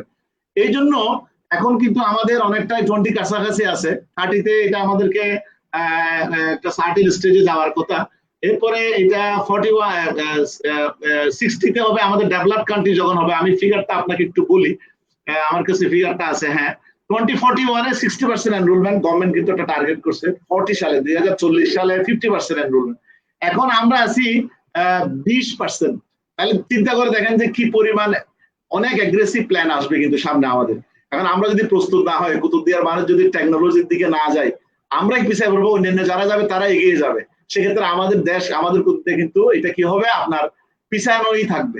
সেজন্য এটা নিজের উদ্যোগে হলো, দেশের উদ্যোগে হলেও, কুতুবদিয়ার বেটারমেন্টের জন্য হলেও এটাকে আপনাকে অ্যাবল করতে হবে। যেমন আপনার এখন 5G মোবাইল আসতেছে, আপনি কি নোকিয়া সেটটাকে নিয়ে কি বসে থাকবেন? আপনাকে তো এখন অ্যান্ড্রয়েড ফোন, এই যে আপনি আমার সাথে এখন টক করছেন, তাই না? এটা তো আপনি টেকনোলজিটা অ্যাবল করছেন। এই change in technology we have to adopt, we have to equip, তাই না? We have to be adopted. এটা না হলে কিন্তু আমি চলতে পারবো না, অন্যরা চলে আগে কিন্তু চলে যাবে। তো এটা আবার একটা স্টুডেন্টের ক্ষেত্রে একটা লিমিটেড ওয়েতে, যাতে পড়াশোনাটা কিন্তু মেইন টার্গেট, মেইন ক্ষতি না হয়, সুযোগটার জন্য টেকনোলজিটা ইউজ করা। এভাবে যদি করা হয়, আমার মনে হয় কুতুবদিয়ার এই অবহেলিত বা এই অবস্থা, আশা করি শিক্ষার ক্ষেত্রে হোক, অন্যান্য সকল ক্ষেত্রে এটা এগিয়ে যাবে, আমি একদম দৃঢ়ভাবে বিশ্বাস করি। জি, আপনারা দর্শকেরা যদি কোনো কোয়েশ্চেন করতে চান, কাইন্ডলি আপনারা কোয়েশ্চেন করতে পারেন। হ্যাঁ, আপনাকে অশেষ ধন্যবাদ স্যার। কিছুক্ষণ আগে একজন প্রশ্ন করেছিল, আমি প্রশ্নটা একটু খুঁজে পাচ্ছি না। স্যার, বুয়েটে কি কেউ কুতুবদিয়ার আছে কিনা? জি, বুয়েটে কুতুবদিয়ার আছে। আমার এক স্টুডেন্ট আছে, একজন স্টুডেন্ট ছিল, ও কম্পিউটার সায়েন্স থেকে পাশ করছে। আর আরেকজন ছিল, ও আশাক ইলাহি, ও আমার ভাগিনা, ও সিভিল থেকে পাশ করছে। মাসুক ইলাহি, ও সিভিল থেকে এখন ভালো কাজ করছে। আরেকজন এখন বরকুপ থেকে সম্ভবত একজন আছে, বরকুপ থেকে, নামটা আমি অবশ্যই। জি, মাসুক ইলাহি প্রশ্নটা করছিল স্যার। হ্যাঁ, মাসুক ইলাহি আমার ভাগিনা, ও বুয়েট এখান থেকে বেশ ভালো করছে, খুব কর্মজীবনে খুব ভালো করতেছে, ভালো ডিজাইন করতেছে। তো এটা আসলে হয় কি, এখানে তো ইঞ্জিনিয়ার পাস করেই তো এখানে আসে। তো আমরা তো রিফাইন করি তাদের ব্রেনকে, তাদের ওয়েকে, তাদের থিঙ্কিংকে, তাদের ড্রিম গুলোকে আমরা একদম ফুল শেপে দিয়ে, যাতে এই চেঞ্জ ইন টেকনোলজিটার মধ্যে অ্যাডপ্ট করতে পারে, অ্যাবল করতে পারে, লিড করতে পারে। হ্যাঁ, এইভাবে কিন্তু ভালো করে আর কি। এই কারণে আমার মনে হয় কুতুবদিয়া থেকে আরো বেশি এই ইঞ্জিনিয়ারিং এন্ড টেকনোলজি লাইনে আসা উচিত। হ্যাঁ, এই জন্য আমার একটা প্ল্যান আছে, কুতুবদিয়াটাকে স্মার্ট কুতুবদিয়া, আমার লেখাও আছে, আপনারা সকলে দেখছেন মনে হয়। আমি চাই কুতুবদিয়াটা, গভর্নমেন্ট কুতুবদিয়াকে একটা স্মার্ট কুতুবদিয়া আইল্যান্ড হিসেবে ঘোষণা করবেন। মহেশখালী যদিও বা এখন ডিজিটাল আইল্যান্ড আছে। আর 2 নম্বর হচ্ছে এমব্যাঙ্কমেন্টটা খুবই জরুরি। 2 নম্বর আমি যেটা একটু কাইন্ডলি বলবো, 3 নম্বর ইলেকট্রিসিটিটা দরকার। 4 নম্বরটা ডিপ সি পোর্টের একটা হতে হবে, সোনাদিয়া হলে কুতুবদিয়ার সাথে কানেক্টেড কিছু করা। আর কিছু পাইলট প্ল্যান্ট এখানে করা যায়, যদি ওই উপরের গুলো হয়ে যায়, যেমন উইন্ড এনার্জির জন্য, টাইডাল এনার্জির জন্য। জাপানে সাগা ইউনিভার্সিটি থেকে টাইডাল এনার্জির উপরে প্রচুর কাজ হচ্ছে, অনেক রিসার্চ হচ্ছে। তো সেই জিনিসটা আমরা কুতুবদিয়াতে করতে পারি, টাইড থেকে ইলেকট্রিসিটি তৈরি করা। এরপরে টুরিস্ট স্পটটা অফিসিয়ালি, এটা আমি একটু কাইন্ডলি আপনাদের পক্ষ থেকে, দীপশিকার পক্ষ থেকে আজকে একটু বলতে চাচ্ছি। তারপরে আমি একটু আশা আছে যে কুতুবদিয়াটা যদি শিপ রিলেটেড ইন্ডাস্ট্রি, কারেন্ট যায় বা বেরিবাদ হলো হবে। তারপরে অনশোর অফশোর প্রজেক্ট গুলো করা উচিত। তারপরে আইডিয়াল মডেল, কুতুবদিয়াটা যেহেতু ছোট আছে, এডুকেটেড আছে, তারপরে মানুষ পরিশ্রম করতে পারে, পরিশ্রম করতে জানে, পরিশ্রমের অ্যাবিলিটি আছে, সেজন্য এটাকে একটা গভর্নমেন্ট সাব ডিস্ট্রিক্ট হিসেবে নিয়ে 100% পপুলেশনটাকে এখানে এডুকেটেড করে আপনি একটা পাইলট প্রজেক্ট দিতে পারেন। এরপর এটা যদি সাকসেস হয়, তাহলে আরো অন্য জায়গায় নিতে পারেন। তো সেদিক থেকে ইকো সাস্টেইনেবল স্পট, এরপর একটা এলএনজি টার্মিনাল আমাদের হবে আশা করি ইনশাল্লাহ। তো ফিশ এন্ড সল্ট প্রসেসিং জোনটা অটোমেটিক করা উচিত কুতুবদিয়াতে। মেইন এখন মানুষ চলতেছে ফিশ এবং সল্ট দিয়ে, এটা যাতে এনশিওর থাকে ওনাদের অধিকার কাজগুলো এবং প্রসেস প্ল্যান গুলো যাতে কুতুবদিয়ায় হয়। তারপরে সি ডিপ্লোমেসি, আমি নতুন একটা ওয়ার্ড দিলাম আপনাদেরকে, সি ডিপ্লোমেসিটা কুতুবদিয়া থেকে হলে সবচেয়ে ভালো। আপনি সি এর মাধ্যমে সব জায়গায় এটা সেন্টার হবে, এখান থেকে আপনি ঢাকা থেকে না গিয়ে কুতুবদিয়া থেকে যত ধরনের এখানে sea transportation, sea communication, sea diplomacy এগুলো কুতুবদিয়া থেকে হলে সবচেয়ে বেস্ট। তারপরে আমি আরেকটা যেটা পুরাতন জিনিস এটা একটু তুলবো, সেটা হচ্ছে কুতুবদিয়া লাইট হাউসটাকে ভালোভাবে করে, এটা ট্র্যাডিশনাল ফর্মে যেটা ছিল সেটা করে যদি আমরা আবার যদি সেট আপ করে সারা বঙ্গোপসাগরের জন্য যদি একটা কি বলা হয় এটাকে ডিরেকশন অফ ওয়ে চলার জন্য, প্লাস এটাকে সিম্বলিক ভাবে হলেও এটাকে রিভাইভ করে, এটা আরো বেশি এনার্জাইজ করে, এখন তো কম এনার্জি সোলার এনার্জিতে চলে আমি গিয়েছিলাম, আরো যদি এনার্জাইজ করা হয় তাহলে সেক্ষেত্রে এটা আরো ভালো হবে। তো সর্বোপরি এটা এই পর্যন্ত হচ্ছে আমার কুতুবদিয়া নিয়ে আজকের লাইভ শো থেকে দাবি আর কি, মানে এটা আমার মনের চাওয়া, এটার উপরে আমি কাজ করছি এখন সেটা কাইলে। হ্যাঁ, আপনাকে অশেষ ধন্যবাদ স্যার। আমরা আর কয়েকটা প্রশ্ন নিব। আপনাদের যারা দর্শক দেখতেছেন কোনো প্রশ্ন থাকলে কমেন্ট বক্সে জানাবেন। স্যার একজন প্রশ্ন করেছেন, প্রশ্নটা স্যার আমি স্ক্রিনে নিয়ে আসার চেষ্টা করতেছি। জি জি, জাকির হোসেন নামের একজন প্রশ্ন করেছেন, স্যার আমি আপনার এলাকার পিল্লার পাড়ার সন্তান, আমাদের এলাকার মানুষরা ভার্সিটি কি চিনে না এখন। যখন ভার্সিটি চান্সের কথা বললাম তখন অনেকে বলল সেনাবাহিনীতে সৈনিক চান্স কেন পায়নি। আপনার ভার্সিটি লাইফে কি এরকম হতো, মানে এরকম গ্রামে আসলে এরকম আপনি প্রশ্নের সম্মুখীন হতেন কিনা, সে বিষয়টা জানতে চেয়েছেন জাকির হোসেন নামের একজন। হ্যাঁ ধন্যবাদ জাকির হোসেন অনেক সুন্দর প্রশ্নের জন্য। আসলে এটা একটা রিলেভেন্ট কোয়েশ্চন এবং এটা স্বাভাবিক, আমারও মাঝে মধ্যে এরকম কোয়েশ্চন স্টুডেন্ট লাইফে ছিল, এরকম অনেকে বলেন যে স্বাভাবিকভাবে যে সোসিও ইকোনমিক অবস্থা যখন আপনার বেশি ভালো থাকে না, স্বাভাবিকভাবে গার্ডিয়ানরা চাইবেন যে নর্মাল পড়াশোনা করার পরে যখন একটা সুযোগ আসে তখন ওনাদের ছেলে মেয়েদেরকে সেখানে ইনভলভ করিয়ে কিছু আর্নিং হওয়া, ছাত্র ছাত্রীদের একটা গতি হওয়া, এই বিষয়টা সবাই চায় তাই না। তো সেই জিনিসটা তো আছে, কিন্তু আপনার তো আপনি যখন ওভারঅল ওয়ার্ল্ড এর পার্সপেক্টিভ, বাংলাদেশের বিভিন্ন জেলার পার্সপেক্টিভ চিন্তা করবেন, আপনি তো সুযোগ তো যে কোনো চাইলে নিতে পারেন। আপনি ম্যাট্রিক পাস করার পরেও তো কিছু করতে পারেন, আপনারা ইন্টারমিডিয়েট কেন আমরা পড়ি, আর একটু ভালো জানার জন্য, নিজেকে আরো তৈরি করার জন্য, দেশের উন্নয়নের এই যাত্রায় কি করা, নিজেকে আরো ইনভলভ করার জন্য বেশিভাবে। এই যে আপনি যদি মনে করেন যে ইন্টারমিডিয়েট করার পরে যদি আপনি সেনাবাহিনীতে বা নৌবাহিনীতে অবশ্যই যাবেন, কিন্তু হয়েছে কি সেনাবাহিনী থেকেও কিন্তু অনার্স মাস্টার্স করার জন্য কিন্তু লোক আসতেছে কিন্তু, তাই না? কারণ কি দেখা যাচ্ছে যে এরকম বেশি দেখা যায়। হ্যাঁ, আমার এখন যে পিএইচডি স্টুডেন্ট, 3জন পিএইচডি স্টুডেন্টের অলরেডি প্রায় যিনি আছেন যে ব্রিগেডিয়ার জেনারেল, ওনাকে আমি থ্যাঙ্কস জানাচ্ছি, উনি এখন পিএইচডি করতেছেন আমার আন্ডারে। উনি কিন্তু আর্মিতে অনার্স করছেন, আবার এখানে মাস্টার্স করছেন, এখন আবার পিএইচডি করছেন। আমার অনেক বন্ধু আমার সাথে কিন্তু বুয়েটে আমরা আর্মি থেকে পেয়েছি, নৌবাহিনী থেকে পেয়েছি, তাই না? তো এই যে আপনি তো পাবেন, সুযোগ তো চারিদিকে আছে, কিন্তু আপনি আপনার পজিশনটাকে, আপনার দেশকে, আপনার অবস্থাটাকে আপনি কোথায় নিয়ে যাবেন? আপনি কি মাঝামাঝি থেকে কোনো কাজ ইনভলভ হয়ে যাবেন? তাহলে তো আপনাকে চাকরির ক্ষেত্রে সেই অবস্থায় থাকতে হবে। আপনি যদি মনে করেন যে না আমি আমার ড্রিম নিয়ে এগিয়ে যাব, সে ড্রিম পজিশন থেকে লিডিং পজিশনে থাকবো, লিডিং পজিশনে থেকে আমি লিড দেব, তাহলে আপনি সিদ্ধান্ত নেবেন। আর এটা স্বাভাবিক, যখন আমাদের যে আর্থসামাজিক অবস্থা চেঞ্জ হয়ে যাবে, আমাদের ইলেকট্রিসিটি এমপ্লয়মেন্ট সবকিছু যখন হবে, আপনি না করুন, আপনার পাশের লোকের ছেলে দেখবেন যে ইউনিভার্সিটি পড়তেছে, আপনি জানেন এখন ইউনিভার্সিটি পড়লে বিসিএস এর যে কি একটা ভালো অবস্থা, তাই না? বিসিএস এখন সবাই অনেকে দিচ্ছে, ভালো চাকরি হচ্ছে। এখন ইন্ডাস্ট্রিয়ালাইজেশন হলে আপনি টেকনিক্যাল লাইন জানলে আপনি ইন্ডাস্ট্রিতে জব পাবেন, কারণ বাংলাদেশ তো 4th ইন্ডাস্ট্রিয়াল রেভলিউশনে ঢুকবে।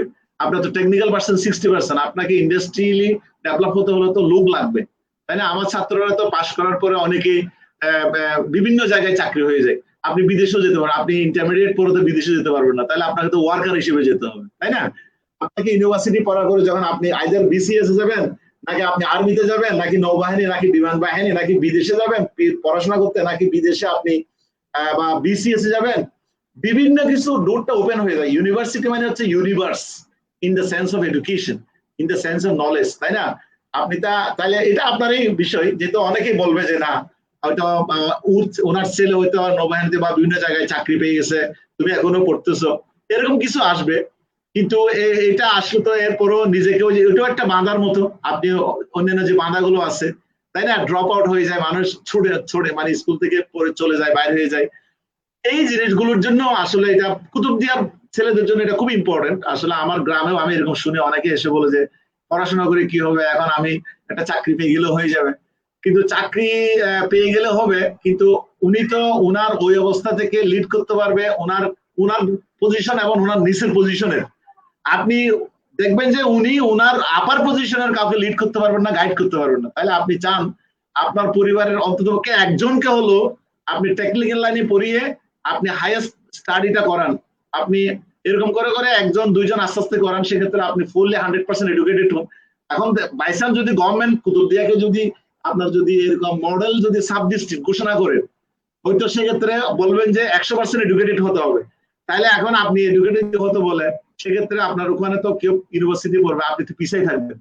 এখন যদি একটা অংশুর অফশোর ইন্ডাস্ট্রি হয়, আপনি তো ওখানে জব পাবেন নিচের লেভেলে, তাই না? তো সেই জিনিসগুলো ওই যে এটা লাইফের এইমের বিষয়, ড্রিমের বিষয়, যে কষ্ট আসলেও আসলে এটা কাটাতে হবে। এটা মানুষ তো আসলে সংক্ষিপ্ত জীবনের জন্য, এখানে কবর থেকে মৃত্যু পর্যন্ত, দোলনা থেকে মৃত্যু পর্যন্ত তো আপনার পড়াশোনায়, এবং এটা আপনি পড়াশোনা করলেন, এটা তো ক্ষতি না, ইনভেস্টমেন্ট। এডুকেশনটা হচ্ছে সোশ্যাল ক্যাপিটাল এবং ইনভেস্টমেন্ট। এটা আমার মনে হয় কুতুবদিয়ার যারা আছেন আমার মনে হয় চেঞ্জ হবেন। আশা করি ইনশাল্লাহ আরো বেশি আরো এগিয়ে আসবেন। বুয়েটে আরো পাবো। আমার তো বুয়েটে খুব কম পাই। আমার আগে ছিল আরশাদ ভাই, আমি ছিলাম, আমার পরে ছিল আরো দুই একজন। আমি জানি না এখন আছে কিনা, দীপশিখা আপনারা কি জানেন কিনা বুয়েটে এখন কয়জন আছে কুতুবদিয়াতে? আপনি জানেন কুতুবদিয়া থেকে? না স্যার, আমার জানা মতে ডুয়েটে কেউ নাই। না বুয়েটে, আমি বুয়েটে বলছি, বুয়েটে। বুয়েটে বুয়েটে হ্যাঁ স্যার, বুয়েটে দুইজন এই বছর চান্স পেয়েছে। একজন হচ্ছে কুতুবদিয়া থেকেই স্কুল পাস করছে, আটজনই কুতুবদিয়ার, কিন্তু একটু চিটংই পড়ালেখা করছে। আমাদের দীপশিকার সংগঠন সাথেই এই দুইজন আছে, যে আপনার আমি এই দুইজনের খবর বলতে পারবো এখন পর্যন্ত, যারা ওরা ফার্স্ট ইয়ারে আছে মেকানিক্যাল ইঞ্জিনিয়ারিং। থ্যাংকস, আমি এই দীপশিকার এর মাধ্যমে থ্যাংকস জানাচ্ছি, যাতে ওনারা আরো বেশি ভালো করেন বুয়েটে। এটা খুব একটা ড্রিম জার্নি আসলে। বুয়েটে যখন আপনি যাবেন, ওনারা গেছে, আশা করি আমি কুতুবদিয়ার আরো অনেকেই প্রতি বছর এরকম 8-10 জন, এখন তো প্রায় 750-1000, বুয়েটে কিন্তু 1000 জন নিয়োগ করে। হ্যাঁ, মেডিকেলে অনেক ভর্তি হচ্ছে কুতুবদিয়া থেকে। আমি চাচ্ছি যে টেকনোলজিক্যালি এই দ্বীপটাকে স্মার্ট আইল্যান্ড করতে হলে কুতুবদিয়ার ম্যাক্সিমাম মানে মোস্ট অফ দ্য মানুষকে টেকনোলজি এবং ইঞ্জিনিয়ারিং সম্বন্ধে আমার মনে হয় জানা উচিত। এটা এমনি এমনি জানবে না। আপনার পরিবারের কেউ যদি বুয়েটে আসে, ওই পরিবারের আশেপাশের লোকজন কিন্তু জানেন যে হ্যাঁ আসলে এরকম একটা বিষয়, এরকম একটা কেজ আছে। তো সেটা আশা করবো যে ইনশাল্লাহ সামনে আরো হবে। জি স্যার, আসলে বিষয়টা অনেকেই, যেমন আমি নিজে যদি বলি, আমি কুতুবদিয়ার সবচেয়ে ভালো স্কুলটাতে পড়েছি, সবচেয়ে ভালো রেজাল্টটা করেছি, কিন্তু আমি জি স্কুল লেভেলে বুয়েট সম্পর্কে কিছুই জানতাম না। একটু জানতাম, হয়তো আমার একজন মামাতো ভাই ছিল বুয়েটে পড়তো, আমি জাস্ট জানতাম এটা, এর বাইরে আমি আচ্ছা আচ্ছা। কিছুই জানতাম না।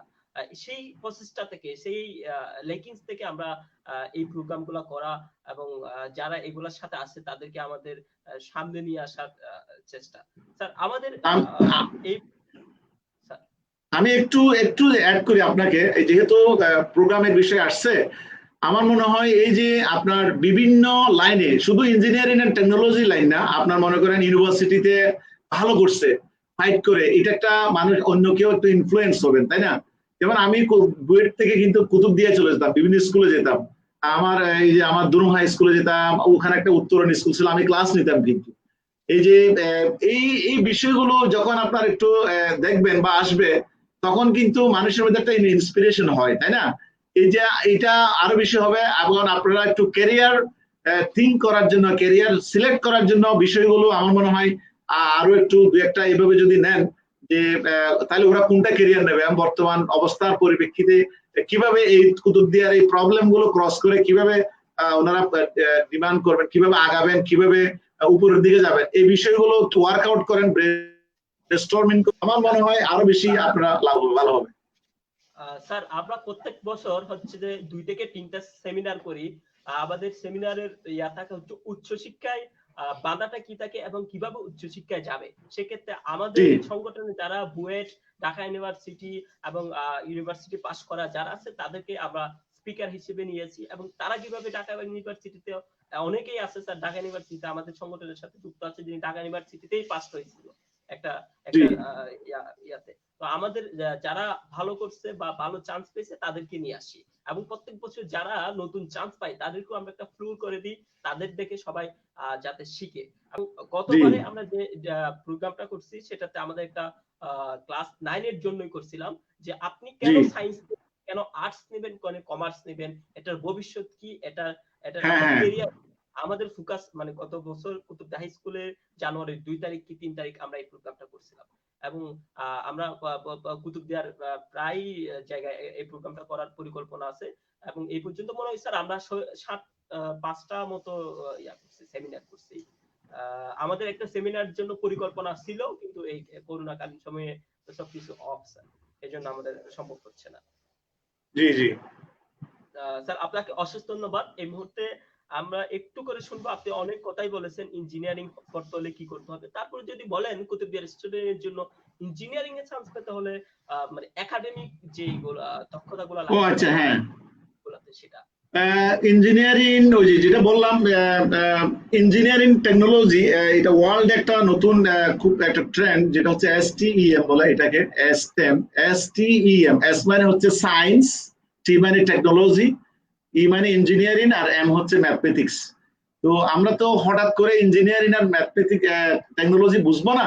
তো প্রথম আমার যেটা বলা সেটা হচ্ছে আপনার স্টুডেন্ট বা আপনি যদি ছোট বা স্টুডেন্ট হন, যারা দর্শক আছেন ওনাদের উদ্দেশ্যে বলছি যে আপনি আগে সায়েন্সটাকে আগে আপনি ভালোবাসতে দেখুন, ভালোবাসুন, ম্যাথসটাকে আপনি একটু নেন সিরিয়াসলি।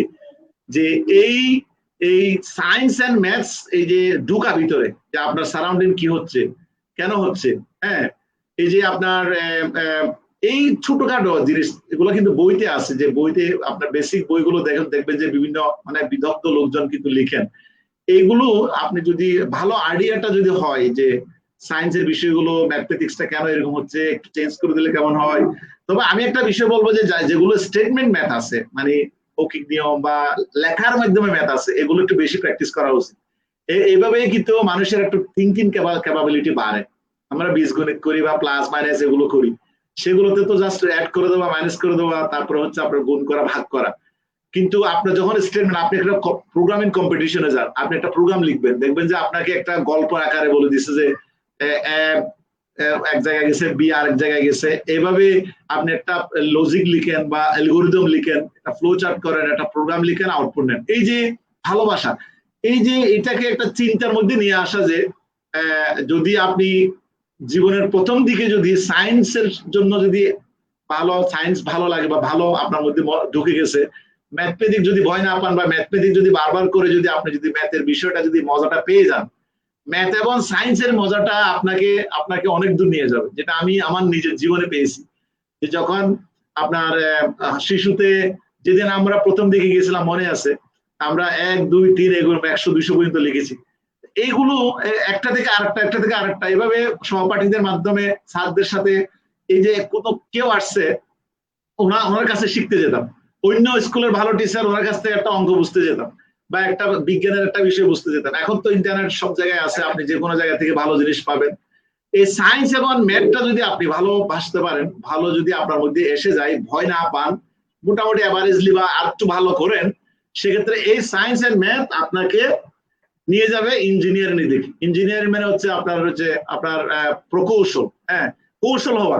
এটা আমি যদি সহজ করে বলি, আপনি একটা কৌশলী, আপনি দেখবেন যে এটা ভালো কেমনে চলে, ইলেকট্রিসিটি দিকে কেমনে। কুতুবদিয়াতে কয়েকদিন আগে একটা কৌশলী কাজ করছে ইঞ্জিনিয়ার উনি, আমি বলবো যে একটা যে আপনার পানিতে কিভাবে কপ্টার চলে, তাই না, ওয়াটার কপ্টার করছে, আমি দেখেছি, থ্যাংকস জানাচ্ছি ওনাকে, খুবই ভালো। এটা হচ্ছে ইনোভেশন আসলে, এই যে আপনি নিজেই যে কোনো কৌশল করতে পারবেন। আপনি একটা এখানে ট্রাবল দিছে, আপনি কৌশলে ঠিক করলেন, আপনি ইঞ্জিনিয়ার মানে হচ্ছে আপনার হচ্ছে প্রকৌশল, মানে কৌশলী জ্ঞান থাকবে আপনার। বিশেষ বিজ্ঞানের বিষয় থেকে আপনি কৌশলী হয়ে গেলেন, বিশেষ জ্ঞান আপনার আছে, আপনার মজা পাচ্ছেন, আপনি ভয় পাচ্ছেন না ম্যাথ এবং সায়েন্সের, এখান থেকে আপনাকে কৌশলী করে ফেলবে, ইঞ্জিনিয়ারিং হয়ে গেলেন। এখন এই ইঞ্জিনিয়ারিং বিষয়গুলো আপনাকে নিয়ে যাবে আপনি টেকনোলজি মানে প্রযুক্তি, যেটা আপনাকে ট্রান্সফর্ম করবে, আপনাকে চেঞ্জ করে দেবে, আপনাকে এটাকে আপনাকে পুরা মোটিভেট করবে। হ্যাঁ, টেকনিক্যালি আপনাকে পুরা সাউন্ড করবে। আপনি ডিজাইন করবেন, আপনি একটা বিল্ডিং ডিজাইন করবেন, আপনি একটা সেন্ট্রাল এয়ার কন্ডিশনিং ডিজাইন করবেন, একটা এয়ারপোর্ট ডিজাইন করবেন, একটা বিমান ডিজাইন করবেন। এগুলো তো ওয়ার্ল্ডে মানুষেরাই করতেছে। এখন আমরা চাচ্ছি বাংলাদেশের মানুষ করি। আমরা স্যাটেলাইট অলরেডি একটা দিয়েছি ইনশাল্লাহ। আমি তো আজকে এর থেকে বললাম যে own country own satellite will be thrown, will be launched in our own orbit. তিনটা ওন বললাম, তিনটা ওন থিওরি। একটা হচ্ছে own satellite, own launch pad, own orbit. হ্যাঁ, এটা আমরা দাবি করলাম। এটা এই যে এরকম একটা ড্রিম করা, আমি কোরিয়ান স্যাটেলাইট যখন কাজ করলাম, কোরিয়ানরা এভাবে একটা ড্রিম করছিল যে না, আমি আর আমেরিকা থেকে রাশিয়া থেকে আর স্যাটেলাইট পাঠাবো না, আমি আমার দেশ থেকে পাঠাবো। তাহলে স্বাভাবিক কত ধরনের কাজ করতে হচ্ছে দেখেন। এইভাবে করে হ্যাঁ আপনার এইরকম করে আপনি যে ভালোবাসা, এই যে সায়েন্স ম্যাথ থেকে ইঞ্জিনিয়ারিং হয়ে আপনি টেকনোলজিতে চলে গেলেন। অ্যাপ্লিকেশন, টেকনোলজিটা হচ্ছে অ্যাপ্লিকেশন। এই যে আপনি একটা ডিজাইন করলেন, বাল্বটা এটা কেমন জ্বলে, এভাবে জ্বলে কেন। আপনি এখন দেখবেন যে সব গাড়িগুলো কিন্তু হাইব্রিড, ব্যাটারি চালিত। আগে অকটেন ছিল, ডিজেল ছিল, পেট্রোল ছিল। এখন অনেকগুলো নতুন গাড়ি আসতেছে আপনার, এটা হচ্ছে হাইব্রিড, ব্যাটারি দিয়ে, তাই না? ব্যাটারি আপনি চার্জ দেবেন, গাড়ি চলবে। তারপরে মনে করেন আপনার সোলার গাড়ি আসছে, তাই না? সোলার বিমান। এইগুলো তো মানুষের টেকনোলজি, অ্যাপ্লিকেশন। আপনি যেটা ইঞ্জিনিয়ারিং নলেজটা নেবেন, আপনি নর্মাল লাইনে পড়েও কিন্তু ইঞ্জিনিয়ারিং নলেজ আপনার মধ্যে আসতে পারে। আপনি ভালো একটা জিনিস ঠিক করতে পারবেন। এখান থেকে আপনি টেকনোলজি অ্যাপ্লিকেশনে গিয়ে আপনি ভালো করবেন। এই যে ইঞ্জিনিয়ারিং এবং টেকনোলজি, যেটা আমি পড়েছি Bangladesh university of engineering and technology, এখন যেখানে আছি এটাও ইঞ্জিনিয়ারিং এন্ড টেকনোলজি। স্বাভাবিকভাবে ইঞ্জিনিয়ারিং এবং টেকনোলজির সাথেই ইনভলভ। এই জন্য যখন নতুন কোনো আমাদের ছাত্ররা যখন ডিজাইন করে আনে, কিভাবে রেল ক্রসিংয়ে মানুষ মারা যাবে না, কিভাবে এটাকে আরো ডেভেলপ করা যাবে, কিভাবে আরো মোটিভেট করা যাবে, এগুলো আমাদের ছাত্রদের ইনোভেটিভ আইডিয়া থেকে কিন্তু আসে। এগুলো এটা যে কেউ, আপনি আপনার পড়াশোনা মনে করেন বিবিএ থেকে পড়ছেন, আপনি মনে করেন বাংলা থেকে পড়ছেন, আপনি টেকনোলজিতে শিখলে তো অসুবিধা নেই। এই জন্য গভর্নমেন্ট একটা মাঝখানে একটা দেখছিলাম যে 2021 সালের মধ্যে স্কুল কলেজের সবগুলোতে টেকনোলজি সাবজেক্ট বাধ্যতামূলকভাবে ইন করবে। আশা করি সেরকম হবে। তো এই বিষয়টা যখন আমরা পেয়ে যাব, এই যে সায়েন্স এন্ড ম্যাথ থেকে ইঞ্জিনিয়ারিং এন্ড টেকনোলজি, এই ইঞ্জিনিয়ারিং টেকনোলজি যদি আপনি, বেশিরভাগ মানুষ যখন হয়ে যাবে, তখন আপনার দেশকে আপনি ডেভেলপ কান্ট্রিতে নিতে পারবেন 2041-এ। তখন আপনার ওই দেশের ওই টেকনোলজি, ওই ইঞ্জিনিয়ারিং, ওই ইন্ডাস্ট্রি চালানোর জন্য বিদেশ থেকে আর আনা লাগবে। আমাদের দেশে বড় বড় প্রজেক্ট গুলো কিন্তু এখন আর বিদেশ থেকে আনা লাগে না, তাই না? আপনি দেখেন পদ্মা ব্রিজ, আমার স্যার মারা গেছেন ডক্টর জামিল রেজা চৌধুরী স্যার, উনি কিন্তু ডিজাইন টিমের ইন্টারন্যাশনাল প্যানেলের চেয়ারম্যান। চিন্তা করে দেখেন আপনি, এরকম অনেক ইঞ্জিনিয়ার আছে। যেমন আরেকজন আমার বড় ভাই ফ্রেন্ড আছেন, উনি চিটাগনে যে টানেলটা তৈরি করতেছে, উনি জাপানে ছিলেন, তো উনি কিন্তু ওই টিমের মেম্বার। তো স্বাভাবিকভাবে হয়তো বাইরে ওরা ফান্ড দিচ্ছে বলে ওদের ইঞ্জিনিয়ার নিয়োগ করতে হচ্ছে, কিন্তু যখন আমাদের ফান্ড হয়ে যাবে বা আমরা যখন আমরা নিজস্ব, যেমন পদ্মা ব্রিজ, পদ্মা নদীর উপরে যে ব্রিজটা হচ্ছে আমাদের নিজস্ব ফান্ড, তাহলে এই যে এই জিনিসগুলো কিন্তু এখন বাংলাদেশি ইঞ্জিনিয়ার, আমার অনেক ছাত্র ওখানে আছে, অনেক বন্ধুরা ওখানে আছে, কিন্তু ওরা কাজ করতেছে অলরেডি, নিজেরাই থেকে ইনভলভ থেকে কন্ট্রিবিউট করতেছে। এটাই তো দেশের কন্ট্রিবিউশন। আমরা তো এই ফ্রি অফ কস্টে পড়াশোনা করে দেশকে কন্ট্রিবিউট করতে হবে আপনাকে, তাই না? আপনাকে এই যে আপনি পেলেন, হ্যাঁ, ওই যে আমেরিকান প্রেসিডেন্ট কেনেডির একটা প্রশ্ন আছে, বলছে যে আপনি আপনার দেশকে কি দিবেন, এটা কোয়েশ্চেন করবেন না। Ask not what you can get from your country, ask what you are going to give your country. বলছে যে আপনি আপনার দেশ, আপনি কি দিচ্ছেন, এটাই কোয়েশ্চেন। আপনি আপনার দেশকে, দেশ আপনাকে কি দেবে, এটা কোয়েশ্চেন করিয়েন না। আপনাকে তো পড়াশোনার জন্য দেখেন বিদেশে কি পরিমাণ টাকা খরচ হয়। এখন দেখেন আমরা ফ্রি অফ কস্টে পড়ি, এই ফ্রি অফ কস্টে পড়ার মাধ্যমে আমরা যে জ্ঞান অর্জন করি, এটা দেশের কন্ট্রিবিউট করার জন্য, এই হিউম্যান রিসোর্স ডেভেলপমেন্ট। আমরা এখানে ইউনিভার্সিটিতে পড়াচ্ছি কেন? এখানে মানুষের যে রিসোর্সটা ডেভেলপ করার জন্য, এটা এইচআরএম বলে, ম্যানেজমেন্টের ফর্মুলা এইচআরএম। তো এইচআরএম এই করার জন্য, এই যে মানুষের যে ক্রিয়েটিভিটি, মানুষের যে হিউম্যান রিসোর্স ম্যানেজমেন্ট, এই যে বিভিন্ন অ্যাক্টিভিটিস, বিভিন্ন কাজ, এগুলোকে ডেভেলপ করার জন্য আমরা কিন্তু পড়াচ্ছি। এই বিষয়গুলো আপনি যখন ইনভলভ হয়ে যাবেন, অটোমেটিকলি আপনি নিজেই যেমন সচেতন মানুষ হবেন, সাদা মনের মানুষ হবেন, দেশ উন্নত হয়ে যাবে। স্বাভাবিকভাবে কুতুবদিও কিন্তু টপ মোস্টে চলে যাবে। হ্যাঁ, আমরা তো আপনি দেখবেন যে কুতুবদিয়াতে কিন্তু অনেক এনলাইটেড পার্সন আছে, আলোকিত মানুষ, এবং বিভিন্ন সেক্টরস এ লিড দিচ্ছেন। কিন্তু আপনি বিভিন্ন জায়গায় দেখেন, মিনিস্ট্রিতে বলেন, ইউনিভার্সিটিতে বলেন, তারপরে আপনার বিদেশেও বলেন, দেখেন। হ্যাঁ, তা আশা করি এই লাইভ গুলোর মাধ্যমে কুতুবদিয়া থেকে আরো বেশি বেশি আসবেন। এবং নট অনলি দ্যাট, এই লাইভ গুলো আমার কোন স্টুডেন্ট যদি দেখে থাকেন, আমি রিকোয়েস্ট করবো যে আমরা সিভিলাইজেশন এই যে ডেভেলপ করার জন্য যাচ্ছি, ফোর্থ ইন্ডাস্ট্রিয়াল রিভলিউশন আমরা কিন্তু যাচ্ছি, ফোর্থ রিভলিউশনের ইন্ডাস্ট্রি 4 এ আমরা সামনে আছি। আশা করি আমরা নিজেদেরকে তৈরি করে ইন্ডাস্ট্রি 4 এর যে সমস্ত কাজগুলো আছে এগুলো আমরা আমাদের নিজের হাতেই, বিমান আমরা নিজেরাই ডিজাইন করব, আমাদের নিজস্ব বিমান ফ্যাক্টরি থাকবে, আমাদের নিজস্ব। এই যে কয়েকদিন আগে আমার এক স্টুডেন্ট আসলো যে স্যার আমাদের সেনাবাহিনীতে একটা ট্যাঙ্কের একটা এই যে টর্শনাল বার আছে, আপনি দেখবেন যে ট্যাঙ্ক যখন চলে তখন কিন্তু ওই যে ট্যাঙ্ক ঘুরে, কিন্তু চাকার মধ্যে যে এরকম করে রড আছে, টর্শনাল বার বলে, এটা নষ্ট হয়ে গেছে। তো এখন আমার ছাত্র খুব ইচ্ছা, স্যার আমরা এত পড়াশোনা করলাম, আপনি মেকানিক্যাল এবং রিলেটেড পড়াশোনা করান, এটা নিলে কেমন হয়? আমি বললাম যে ঠিক আছে, আপনি যদি পারমিশন পান তাহলে কাজ করতে পারেন, ডিজাইন করে আপনি এটাকে ইয়া করতে পারবেন। তো এই যে কাজগুলো প্রত্যেকটা সেক্টরসে দেখেন যে আমরা আস্তে আস্তে সেলফ সাফিসিয়েন্ট কিন্তু হতে পারি নাই, তাই না? যে অনেক দিক দিয়ে আমরা ভাতে সেলফ সাফিসিয়েন্ট, মাছে, তাই না, আমরা কিন্তু ফিশে, আমরা কিন্তু এই যে জুটে, অনেক দিক দিয়ে আমরা সেলফ সাফিসিয়েন্ট, বাট আমরা টেকনোলজির ক্ষেত্রে কিন্তু এখনো সেলফ সাফিসিয়েন্সি আমরা পাইনি, মানে স্বয়ং সম্পূর্ণতা।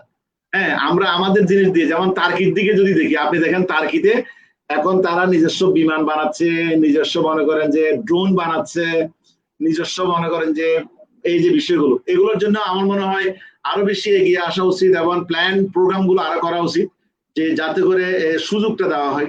এখন অনেক এগিয়ে গেছে কিন্তু সুযোগ, তাই না? যে নাসাতে প্রবলেম হয়, আমাদের ছাত্ররা কিন্তু যায়, যে ওখানে কম্পিটিশনে যায় ভালো করে, কিন্তু আমার স্টুডেন্ট কিন্তু গিয়েছেন, আমার এক কলিগও গিয়েছেন, উনিও কিন্তু নাসাতে একেবারে যে প্রোগ্রাম করে আসছেন, তাই না? এই স্যাটেলাইটের প্রোগ্রাম গুলো যখন আমাদের দেশে আসবে অনেক অবারিত সুযোগ খুলে যাবে। কিন্তু এই যে ভবিষ্যতে 2041 সালে আল্লাহ আমাদের বাঁচা রাখলে দেখবো, যদি আমরা যদি ওই সময় পর্যন্ত থাকি, সেক্ষেত্রে তো সবাই আমরা দেখবো যে দেশ কিন্তু, ওয়ার্ল্ড কিন্তু এগিয়ে যাচ্ছে, কে কার আগে চলে যাবে।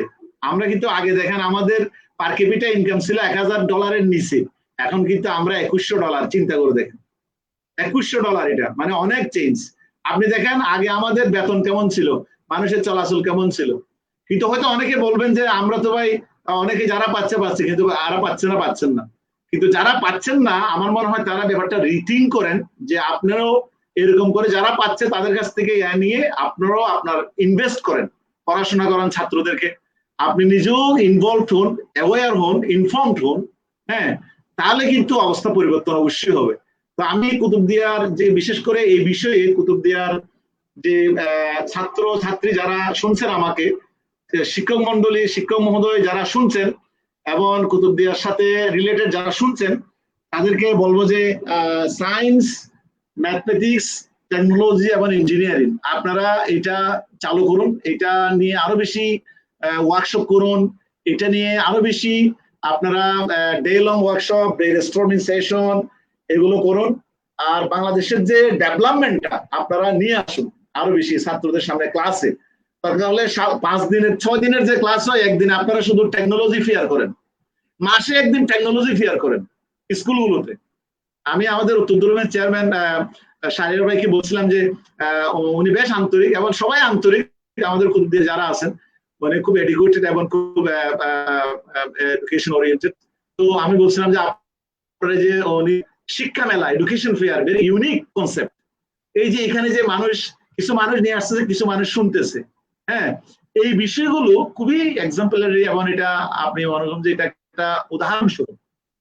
এটা আমার মনে হয় একটা জিনিস আমি আজকে আপনার মাধ্যমে একটু বলতে চাচ্ছি, যে technology fair, engineering fair, science, mathematics and technology and engineering, এই ফেয়ারটা খুবই জরুরি হয়ে পড়ছে, আরো বেশি জানুক।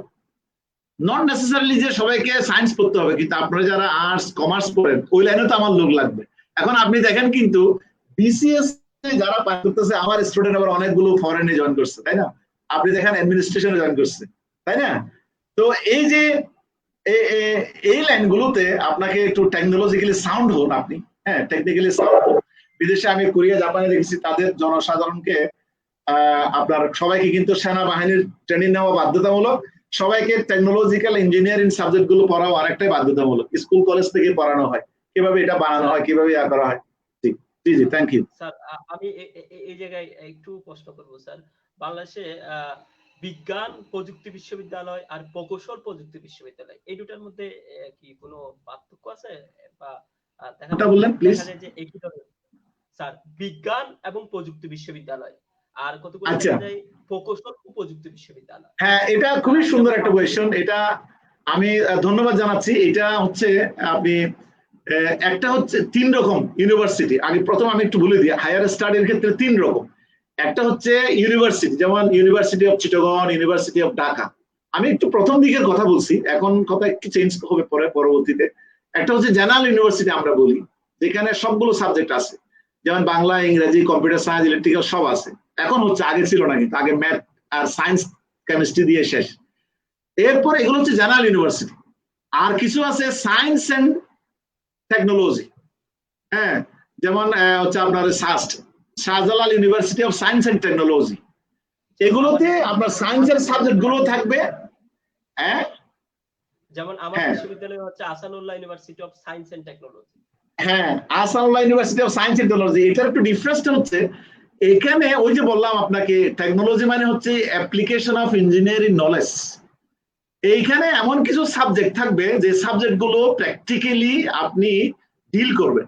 যেমন মেকানিক্যাল থাকবে, আপনি মেকানিক্যালের তো মেশিন, বিমানের মেশিন, গাড়ির মেশিন, আপনার যে কোনো ধরনের মেশিন, তাহলে মেশিনটা কেমনে চালাবেন? আপনার বাড়িতে একটা মেশিন আছে, আপনি তো একটা মেকানিক আনতে পারবেন না, প্রাথমিকলি তো আপনাকে জানতে হবে। এই কনসেপ্ট থেকে চিন্তা করে university of science and technology, তো সায়েন্সের বিষয়গুলো থাকবে, এগুলোর সাথে রিলেটেড যেগুলো টেকনোলজি, এগুলোর মধ্যে যেগুলো থাকবে সেগুলো হচ্ছে সায়েন্স এন্ড টেকনোলজি। আবার কিছু কিছু হচ্ছে পিওর ইঞ্জিনিয়ারিং এন্ড টেকনোলজি। আপনি দেখবেন পিওর ইঞ্জিনিয়ারিং এন্ড টেকনোলজি গুলোর ক্ষেত্রে সায়েন্স ব্যাকগ্রাউন্ডের কাউকে কিন্তু কি দেওয়া হয় না, ডিগ্রি দেওয়া হয় না। আপনি বুয়েটে যান, বুয়েটে বুয়েট থেকে কাউকে আপনি ফিজিক্সে বিএসসি ইঞ্জিনিয়ারিং করছে কাউকে দেখবেন না। যেমন আমার ডুয়েটে এখানে ফিজিক্স আছে, কেমিস্ট্রি আছে, ম্যাথমেটিক্স আছে, হিউম্যানিটিস আছে, ইংলিশ আছে, এগুলো থেকে কিন্তু বিএসসি ইঞ্জিনিয়ারিং দেওয়া হয় না। সার্টিফিকেট আপনি এখান থেকে বিএসসি ইন ফিজিক্স পাবেন না। আপনাকে এই ইউনিভার্সিটিগুলো থেকে সার্টিফিকেট পেতে হবে mechanical engineering, electrical engineering, chemical engineering, civil engineering. তাহলে কি বোঝা গেল? আপনি চিটাগং ইউনিভার্সিটি থেকে আপনি বাংলায়ও পাবেন, ইংরেজিও পাবেন, এলএলবিও পাবেন, মেরিন সায়েন্সও পাবেন, কম্পিউটার, ইলেকট্রিক্যালও এখন খুলছে। এখন এই যে এইগুলো হচ্ছে জেনারেল ইউনিভার্সিটি। আর সায়েন্স এন্ড টেকনোলজি থেকে আপনি ওই যে সায়েন্সের গুলো পাবেন, আবার টেকনোলজির গুলো পাবেন। মেকানিক্যাল থেকে আপনি আসামুল্লাহ থেকে কিন্তু আপনি আইপি থেকে অনার্স পাবেন, তাই না? ইলেকট্রিক্যাল থেকে অনার্স পাবেন, আবার আপনার বিবিএ থেকে অনার্স পাবেন, কিন্তু ঠিক কিনা বলেন? জি স্যার। আর যেগুলো বাংলাদেশে বাংলাদেশে এখন 5টা হচ্ছে university of engineering and technology. একটা হচ্ছে BUET, Bangladesh university of engineering technology. Number 2 হচ্ছে যেটা ঢাকার কাছাকাছি DUET, Dhaka university of engineering technology. Number 3 হচ্ছে আপনার CUET, Chittagong university of engineering technology. Number 4 হচ্ছে আপনার RUET, Rajshahi university of engineering technology. Number 5 হচ্ছে KUET, Khulna university of engineering and technology. এই 5টা ইউনিভার্সিটি থেকে আপনি কি বলা হয় এটাকে, শুধু ইঞ্জিনিয়ারিং রিলেটেড সাবজেক্টের বিএসসি, বুঝছেন? জি স্যার। এটা আর কি। হ্যাঁ স্যার, এই জায়গায় আমি একটু আমাদের ফ্যাকাল্টিতে যেটা বলা হয় বিজনেস ইঞ্জিনিয়ারিং, এটা কি? এই টার্মটা আপনার কাছে কখনো? হ্যাঁ, এটা একটু বলি আপনাকে। স্পেস ইঞ্জিনিয়ারিংটা খুবই একটা ইম্পর্টেন্ট, যে আমরা যে এখন স্যাটেলাইট গুলো স্পেসে পাঠাই, এখানে স্পেসের অনেক কিছু বিষয় আছে, যে আপনার স্যাটেলাইটটা কোন অরবিটে গিয়ে কত স্পিড নেবে, কোন জায়গায় গিয়ে লোডটা ডিসচার্জ করবে। আপনি দেখবেন একটা স্যাটেলাইট কিন্তু রকেট দিয়ে পাঠানো হয়, তাই না? এই যে রকেট যখন যায়, রকেটের অনেকগুলো ফুয়েল রড থাকে, কিন্তু কিছুক্ষণ ওঠার পরে ওই যে আগুন জ্বলে যায়, এগুলো কিন্তু ভিতরে ফুয়েল থাকে। মানে ফুয়েল মানে লিকুইড নাইট্রোজেন থাকে, তারপরে মনে করেন যে সলিড ফুয়েল থাকে, লিকুইড ফুয়েল থাকে। এগুলো বিভিন্ন অরবিট অনুযায়ী কিন্তু ফুয়েল গুলো রাখা হয়। আপনার একটা সার্টেন স্টেজে এই যে ফুয়েলটা শেষ হওয়ার পরে এই যে ফুয়েলের রড দুইটা কিন্তু ছিঁড়ে পড়ে যায়, আপনি যখন বঙ্গবন্ধু 1 যখন উপরে উঠানো হচ্ছিল, আপনি দেখছেন কিনা জানি না, আরো একটু উঠার পরে কিন্তু আরেকটা কিন্তু রড কিন্তু পড়ে যায়। এই যে এখন তাহলে কোন স্টেজে গিয়ে আমি রড গুলোকে ডিসচার্জ হবে আর স্পিড কেমন হবে, এগুলো হচ্ছে কি আসলে ট্রাস্ট বিষয়। যে এটা আমার রিসার্চের ওইটা ছিল, সেকেন্ডারি কম্বাসন করে ট্রাস্টটা বাড়ানো। যে আমরা যখন একটা হাই স্পিড রকেট যখন থ্রো করি, তখন কিন্তু ভিতরে কিন্তু আমার ইয়ারটাকে ফুয়েল দিয়ে বার্ন করা হয়, ইয়ারটা কম্প্রেসর দিয়ে আসে, হাইলি কম্প্রেসড অবস্থায় এখানে বার্ন করে আমার কিন্তু ফ্লো গ্যাস তৈরি করে থ্রাস্ট করে ধোঁয়াটা পিছনের দিকে চলে যায়, আর নিউটনের থার্ড ল অনুযায়ী বিমানটা রকেটটা উপরের দিকে উঠে যায়। হ্যাঁ, তো এই যে বিষয়গুলো, তাহলে কত স্পিডে যাবে, কোন জায়গায় আমি রকেটটা মানে কিভাবে যাবে, আর স্যাটেলাইটটা কোন জায়গায় রাখবো, স্পেসের কন্ডিশনটা কেমন, আমি মঙ্গলে যাচ্ছি, তারপরে আমার এই যে মার্সের আমার রিসার্চ হচ্ছে, এই পুরো জিনিসটা স্পেস রিলেটেড, এই সায়েন্সটা, এই ইঞ্জিনিয়ারিংটা স্পেস ইঞ্জিনিয়ারিং বলে আর স্পেস টেকনোলজি বলে। এটা একটা সাবজেক্ট আমি ডুয়েটে আমার নিজের উদ্যোগে এখানে খুলছি মাস্টার্সে। একটা হচ্ছে স্পেস ইঞ্জিনিয়ারিং, একটা হচ্ছে আপনার ওই যে স্যাটেলাইট টেকনোলজি, আর একটা হচ্ছে এরকম তিনটা আর কি, গ্যাস ডিনামিক্স নামে। হ্যাঁ, এগুলো আপনার স্টাডি আর কি। আপনি যখন সায়েন্স এন্ড ম্যাথ পড়বেন, আস্তে আস্তে ইঞ্জিনিয়ারিং জানবেন, টেকনোলজি জানবেন, আস্তে আস্তে আপনি আরো বেশি উপরের দিকে যাবেন আর কি, এভাবে হয় আর কি। এটা হচ্ছে স্পেস ইঞ্জিনিয়ারিং। আপনাকে অশেষ ধন্যবাদ স্যার। স্যার, কখনো কখনো বিজনেসকেও ইঞ্জিনিয়ারিং বলা হয়, বিজনেস ইঞ্জিনিয়ারিং, যেটা ভাষায় বইয়ের ভাষায় বিজনেস, স্যার বিজনেস ইঞ্জিনিয়ারিং, বিজনেসকে একটা টার্ম দেখছিলাম, এটা আপনার কাছে কখন? ডিসপ্লেস ইঞ্জিনিয়ারিং না স্যার, বিজনেস বিজনেস ও ডিসটেন্স ইঞ্জিনিয়ারিং। স্যার, আমার কথা মনে হয় আপনি শুনতে পাচ্ছেন না, আমরা স্কিপ করি স্যার। স্যার, আমরা অনুষ্ঠানের প্রায় শেষ পর্যায়ে, আমরা ছোট করে আপনার জীবনের স্মরণীয় ঘটনা শুনবো, সবচেয়ে স্মরণীয় ঘটনা। আমি মাঝখানে একটু বলেছিও যে আমার জীবনের সবচেয়ে স্মরণীয় ঘটনা হচ্ছে 1991 সালে যখন ঘূর্ণিঝড় হলো। এই ঘূর্ণিঝড়ের মাধ্যমে আমার লাইফের পুরা শেপটা এবং ডিরেকশনটা চেঞ্জ হয়ে গেল, এবং এরপর থেকে যত ধরনের বাধা আসছে, তো সেটা আমি কেমন করে জানি, হয়তো আল্লাহর হুকুমে, মুরব্বীদের দোয়াই, আমার আব্বা আমার দোয়াই, আমি আমার একটা আব্বার নামটা বলি। আমার আব্বার নাম হচ্ছে আলহাজ, বলছি অবশ্যই, আলহাজ মৌলভী ফয়জুল হোসাইন, উনি ইন্তেকাল করছেন, উনি প্রাইমারি স্কুলে শিক্ষক ছিলেন। আমার আম্মা আলহাজ আনোয়ারা বেগম, উনি এখন চিটাগং আমার বোনের সাথে আছেন। তো আমার আব্বা আম্মা এবং ভাই বোন, আত্মীয় স্বজন, আমার বন্ধু বান্ধব সবারই শিক্ষকদের দোয়াই আমার মধ্যে একটা মানে বাধা ক্রস করার একটা বিষয় আসতো। তো এইটা ঘূর্ণিঝড়ের যে আমি ঝড়ের সাথে সাঁতার কেটে ঢেউয়ের ক্রস করে আম্মাকে একটা গাছে, এই বিষয়টা বারবার একটু হেল্প হতো। তো এখান যখন আমার চিরাং কলেজের পরীক্ষার পরে যখন আমার চিটাগং ইউনিভার্সিটি যখন আমার চান্স হলো, তখন আমি সামনে চুয়েটের পরীক্ষা, চুয়েটের চান্স হলো, চুয়েট থেকে বুয়েটের পরীক্ষা, বুয়েটের চান্স হলো। এটার সাথে অবশ্যই আমার প্রথম দিকের যে প্রাইমারি স্কুলের যে কবির স্যারের যে একটা কতগুলো মূল্যবান বাণী, এবং উনি পড়াতেন এবং উনি আমাকে গাইড করতেন, দেখাতেন, এই পুরো জিনিসটা আসলে একটা সাথে লিঙ্ক করা। এই যে স্ট্রাগল গুলো আল্লাহর রহমতে হয়তো আমার মনের মধ্যে, মনের জোরটাকে খুব জোর থাকতো এবং মজা পেতাম। এই দুটা জিনিস খুব বেশি কাজ দিচ্ছে, সবসময় জোর থাকতো যে না, এটা আমি দেখি চেষ্টা করি। আমার ফ্রেন্ডে করে ফেলছে, আমি বলতাম যে ফ্রেন্ড হয়তো আমার চেয়ে একটু ব্রেনি বা বেশি পরিশ্রম করে, কিন্তু যুদ্ধটা আমার সাথে আমি করছি। ওই তো বললাম, বেস্টটা আমার থেকে বেস্টটা বাইর করছি। মানে আমার আজকে হয়তো মনে করেন রেজাল্টটা 50% পেলাম, তারপর দিন 60% পেলাম, তারপর দিন 80, তারপর দিন 90, তার 5 দিন পরে 100% পেলাম, মানে আমার বেস্ট রেজাল্ট পেয়ে গেছি। এইভাবেই চিন্তা করে করে হয়তো আমি এভাবে আমার ওই যে ঘূর্ণিঝড়ের বিষয়টা, যেহেতু মৃত্যু থেকেই ফিরে আসা, এখান থেকে হয়তো আমার লাইফটা হয়তো আল্লাহর হয়েছে। আপনাকে অশেষ ধন্যবাদ স্যার। আমরা এই পর্যায়ে শুনবো, কুতুবদিয়াকে ঘিরে আপনার কোনো পরিকল্পনা আছে কিনা? জি, এটা ভেরি গুড কোয়েশ্চন। আমি আপনাকে ধন্যবাদ জানাচ্ছি, দীপশিকাকে ধন্যবাদ জানাচ্ছি, সাথে সাথে আমাদের দর্শক বৃন্দদেরকেও ধন্যবাদ জানাচ্ছি। আমার প্ল্যানটা কুতুবদিয়ার আমি অবশ্যই মাঝখানে একটু বলেছিও, যেটা আমি একটু কাজও করছি এখন, যেটা হচ্ছে আমার কুতুবদিয়ার প্ল্যানটা হচ্ছে কুতুবদিয়াকে স্মার্ট আইল্যান্ড, হ্যাঁ, কুতুবদিয়াটাকে স্মার্ট আইল্যান্ড করার জন্য এটা আমি আমার পক্ষ থেকে যথাসাধ্য লেখালেখির মাধ্যমে হোক বা ইন্সপিরেশনের মাধ্যমে হোক সবাইকে জানিয়ে দেওয়া, গভর্নমেন্টের হয়তো এইভাবেই জানানো যে কুতুবদিয়াটা স্মার্ট আইল্যান্ড হোক। এটা আমার প্ল্যান যে কুতুবদিয়া স্মার্ট আইল্যান্ড হবে। নাম্বার 2 হচ্ছে কুতুবদিয়ার চারিদিকে একটা টেকসই সাস্টেইনেবল একটা এনভায়রনমেন্ট হবে, যেটার কারণে মানুষ তাদের এই ড্রিমটা কিন্তু আবার ভেঙে যায়। হ্যাঁ, স্বপ্ন দেখে আবার স্বপ্নটা ভেঙে যায়, আবার দেখে আবার ভেঙে যায়। এই 2 নম্বরটা হচ্ছে এনভায়রনমেন্টটা কুতুবদিয়ার খুবই জরুরি এবং এটা হবে, এবং এটা নিয়ে আমাদের আসলে সকলেরই কাজ করা উচিত যে যেখানে আছে। 3 নম্বরটা হচ্ছে ইলেকট্রিসিটি। এটা আমি হয়তো ইউনিভার্সিটি থেকে হয়তো বেশি কিছু করতে পারবো না, কিন্তু আমাদের যেগুলো ছাত্রছাত্রী বা ফ্রেন্ড আছে, সিনিয়র ভাই আছেন, কুতুবদিয়া যারা আছেন, আমি রিকোয়েস্ট করবো আজকে প্রোগ্রামের মাধ্যমে এই বিষয়গুলো যাতে কুতুবদিয়া পাই। আপনারা যে যতটুকু পারেন, আমাদের অলরেডি আমাদের অগ্রজদের যে কন্ট্রিবিউশন গুলো আমরা দেখি কিন্তু খুবই ভালো কন্ট্রিবিউশন করছে, কুতুবদিয়াটাকে বাংলাদেশের অন্যান্য জায়গার মতো কিন্তু এগিয়ে নিয়ে আসছে। আমরা অনেক দূরে আগানো কিন্তু। হ্যাঁ, তো এই বিষয়টা আর একটু এগিয়ে যাবে। এরপরে আমার হচ্ছে কি ডিপ সি পোর্টে যে সোনাদিয়াতে, এটা কুতুবদিয়াই সবচেয়ে বেস্ট আমার মতে।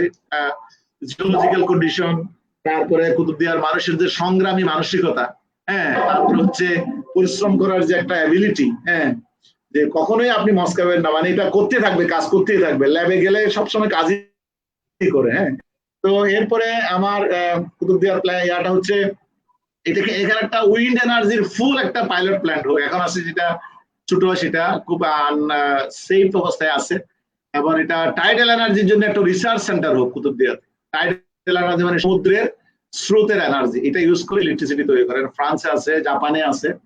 আর টুরিস্ট স্পটটা এটা গভর্নমেন্টগতভাবে এটাকে এস্টাবলিশ করা হোক, এবং এটা এবং সাস্টেইনেবলি প্রতি বছর মেনটেন করা হোক। তারপরে শিপ রিলেটেড ইন্ডাস্ট্রিজ এখানে করা উচিত। শিপগুলো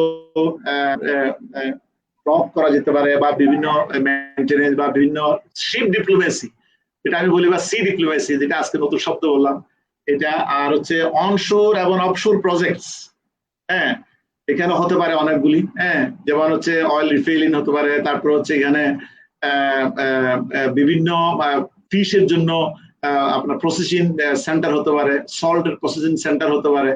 হ্যাঁ, আর হচ্ছে সাস্টেইনেবল স্পট হিসেবে করা, যে একটা পাইলট প্রজেক্ট করা যায় না, ঘরগুলো সবগুলো সোলারের মাধ্যমে করা, গভর্নমেন্টের মাধ্যমে একটা কোনো বাইরের কোনো অর্গানাইজেশন বা জায়গা আছে বা এডিবি আছে, ওয়ার্ল্ড ব্যাংক আছে, করে মুশকিলে যে এটা করছে, এটা করা খুবই জরুরি। তার আগে হচ্ছে আপনার ওই যে কানেক্ট করা। আরেকটা বিষয় ভুলে গেছি, কুতুবদিয়াতে একটা আসলে ফেরি, একটা ব্রিজ, এরপরে ডিমান্ডটা আর কি, একটা ফেরি দেওয়া কন্টিনিউয়াসলি, আরেকটা হচ্ছে পরবর্তীতে একটা ব্রিজ হয়তো, কারণ আমরা তো অনেক বড় বড় ব্রিজ ডিজাইন করে বাংলাদেশে হয়, সেগুলো করা।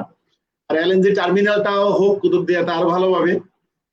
তারপরে আপনার লাইট হাউসটা আর একটু ভালোভাবে হোক।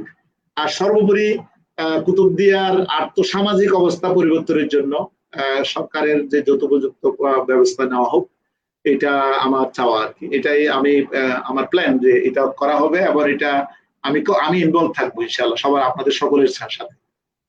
স্যার আপনাকে অশেষ ধন্যবাদ। স্যার আপনি যেটা বললেন, একটা ব্রিজ হলে আমাদের জন্য এটা হওয়া সম্ভব বাংলাদেশের ইকোনমিক অবস্থার সাপেক্ষে। স্যার এটার সাথে আমি একটু যোগ করবো। আবার আমি ছোট নলেজ থেকে চিন্তা করি, যদি একটা ব্রিজ হয়, এটার নিচে যদি আপনার জলবিদ্যুৎ, যেটা হচ্ছে ওয়েব থেকে তৈরি করা হয়, যেমন আপনি কোরিয়া বা নেদারল্যান্ডের ওদিকে দেখা যায় যে সমুদ্রের মধ্যখান থেকে একটা ব্রিজ, এবং নিচে হচ্ছে বিদ্যুৎটাও উৎপাদন হচ্ছে। সেটার সম্ভাবনা আপনি কিভাবে দেখেন? এটা খুবই একটা ভালো সম্ভব একটা বিষয়। এটা নিচে করতে হবে বলে কথা না, এটা বিভিন্ন যে কি বলা, এটা ফিজিবিলিটি স্টাডি করে করতে হবে। তো এটা একটা ব্রিজ হলে আসলে কমিউনিকেশনটা খুব important for the civilization, for the development of the civilization. Power is important, electricity যেমন important, communication is also very important factor and parameter. এইটা খুব ইম্পর্টেন্ট। এটা কুতুবদিয়াতে আমরা আগে স্কুলে যেতাম আপনার কাদামাটিতে, তাই না? আমি নদীর এই যে খালের মধ্যে দিয়ে যেতাম, আমার তো লুঙ্গি স্কুল একটা নিয়ে রাখা লাগতো, তাই না? আমরা যে দুরুম স্কুলে যখন যেতাম, চৌদ্দুরুম স্কুলে যখন যেতাম, যে একটু লুঙ্গি ভিজে যেত, আসলে রাস্তাঘাট ছিল না, একটা সাঁকো ছিল, বৃষ্টি আসলে ঝড় আসলে সাঁকো ভেঙে যেত, ওই এক গলা পানির মধ্যে দিয়ে যেতাম। এই বিষয়গুলো অনেক চেঞ্জ হয়ে গেছে, তাই না? এই যে কমিউনিকেশনটা, এটা হচ্ছে ফ্যাক্টর অফ দ্য সিভিলাইজেশন। হ্যাঁ, তো এই বিষয়গুলো হলে আপনার সাথে সাথে যখন আপনি ব্রিজ করবেন, ফেরি করবেন, স্বাভাবিকভাবে আমরাও ঢাকা থেকে তাড়াতাড়ি চলে গেলাম কুতুবদিয়াতে। আমার কোনো ছাত্রকে বললাম যে কুতুবদিয়া একটা টাইটেল নিয়ে তুমি রিসার্চ করো। এখন আপনি অবাক হয়ে যাবেন, আমার যে প্রতি বছর যে 120 জন স্টুডেন্ট আমার মেকানিক্যালে, আপনি 20 বছরে চিন্তা করেন, 20 বছরে 120 ইন্টু 20 আপনি দেখেন যে প্রায় 2400, তাই না? এরকম করে আমার তো অন্যান্য সাবজেক্ট গুলো আমি নিই। এই যে গ্রাজুয়েট এবং ভালো ইঞ্জিনিয়ার মাস্টার্স এর অনেকগুলো স্টুডেন্ট আছে। হ্যাঁ, এই যে ওরা কিন্তু ভালো কাজ করতে চায়। বর্তমানে তো আপনার ইউথ গুলো কিন্তু খুব পাওয়ারফুল, তাই না? আগে আমরা যেরকম করে মেধা পেতাম বা লোকজন পেতাম, এখন কিন্তু ইয়াংরা কিন্তু এগিয়ে আসছে। তো এই জিনিসগুলো যখন ছাত্ররা চায় যে স্যার আপনার কুতুবদিয়াতে উইন্ডটাকে মডিফাই করতে চাই, তো ভয় লাগে স্যার, যেতে পারি না স্যার, ওখানে তো যাওয়ার রাস্তাটা অন্যরকম, ইলেকট্রিসিটি নাই স্যার।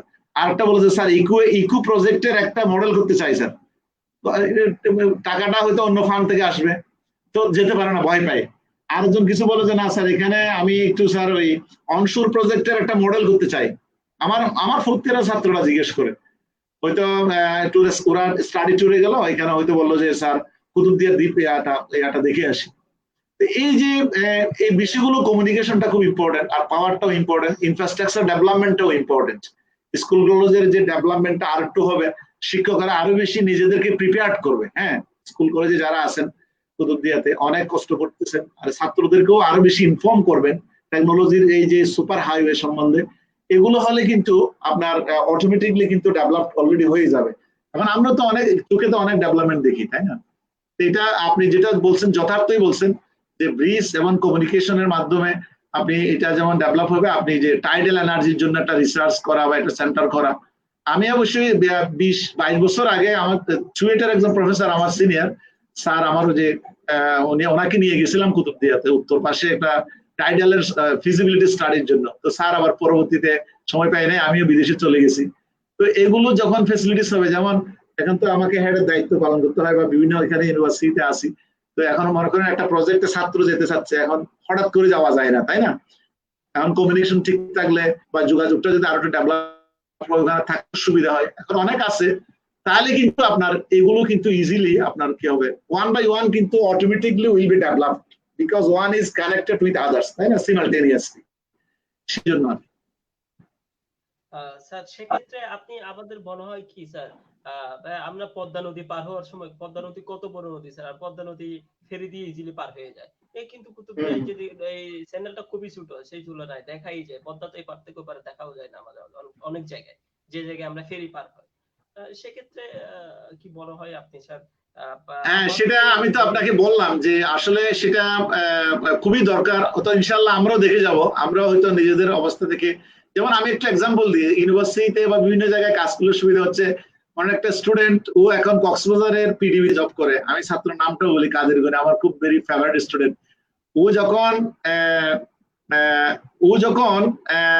প্রজেক্টটা যখন প্রসেস হলো, আমার এর সাথে সাথে জানাইছে স্যার আপনাদের কুতুবদিয়ার জন্য আমরা একটা প্রজেক্ট প্রপোজাল লিখছি এবং এটা অলরেডি পাবলিশড হয়েছে বা কাজ চলতেছে।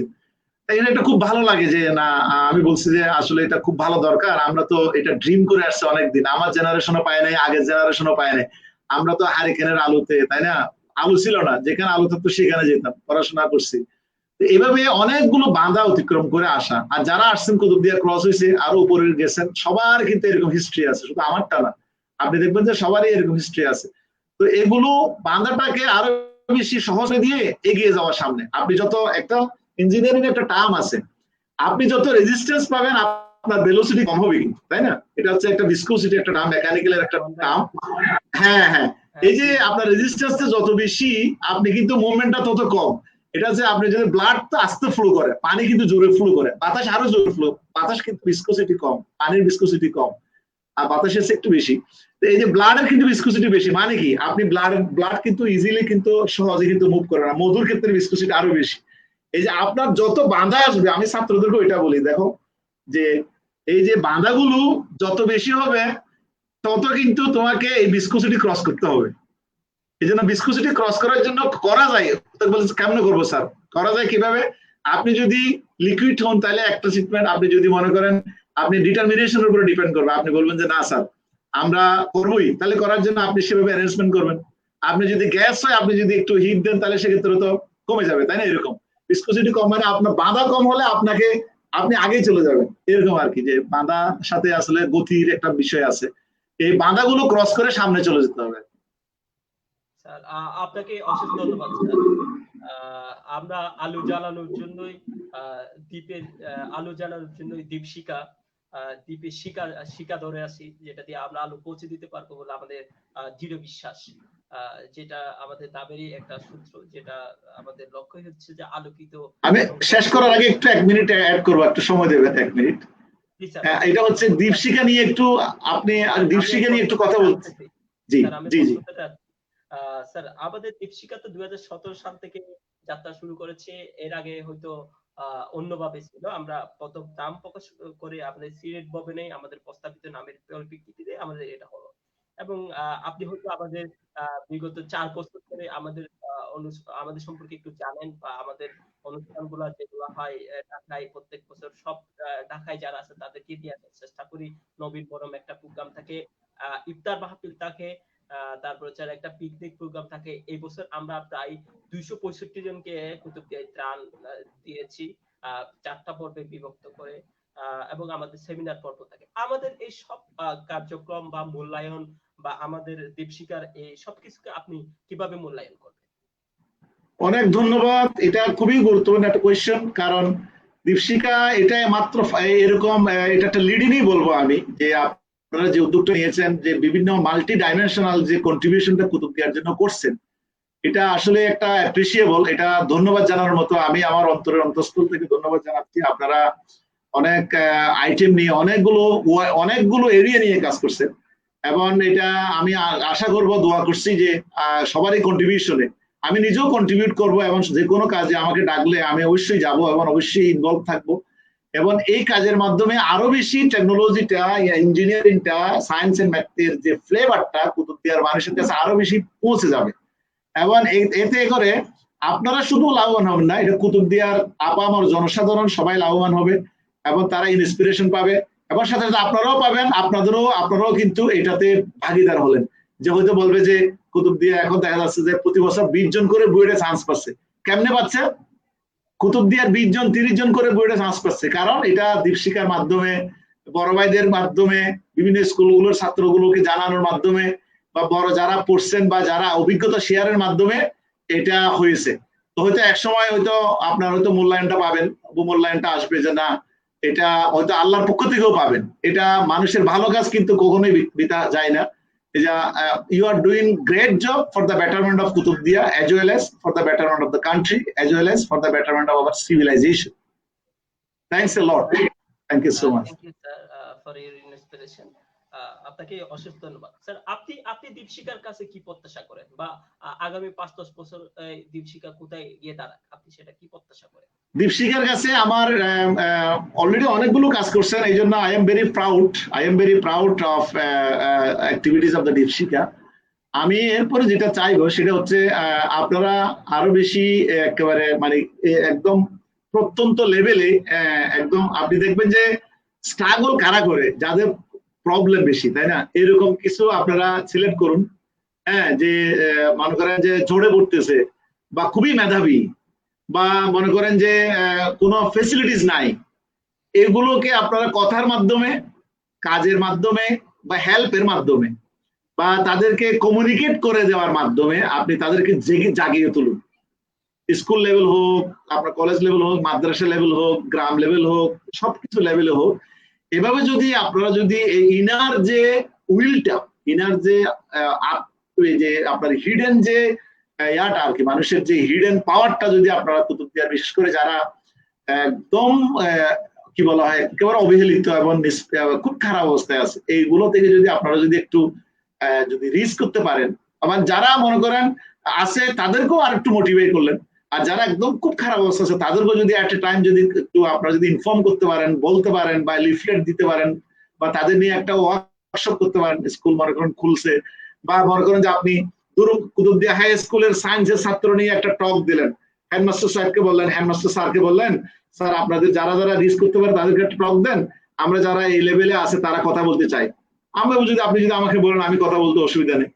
এরকম আর কি। মনে করেন যারা ডাক্তার আছে আমাদের কুতুবদিয়াতে অনেক ভালো ভালো ডাক্তার কাজ করতেছে কিন্তু মানে আই অলরেডি মানে কি বলা হয়, আই স্যালিউট দেম। হ্যাঁ, এবং খুব এই প্যান্ডামিক নিয়ে অসম্ভব খারাপ অবস্থার মধ্যেও কিন্তু ওনারা জীবন প্রাণ নিয়ে কিন্তু কাজ করতেছেন। হ্যাঁ, এটা আমাদের অ্যাপ্রিসিয়েট করা উচিত।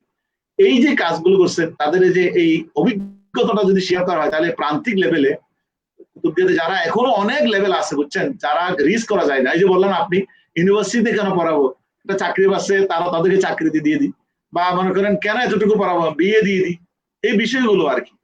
যে মানে মানুষের হিডেন যে শক্তিটাকে জাগিয়ে তোলা, এটার জন্য তাদের কাছে একটু রিস্ক করুন।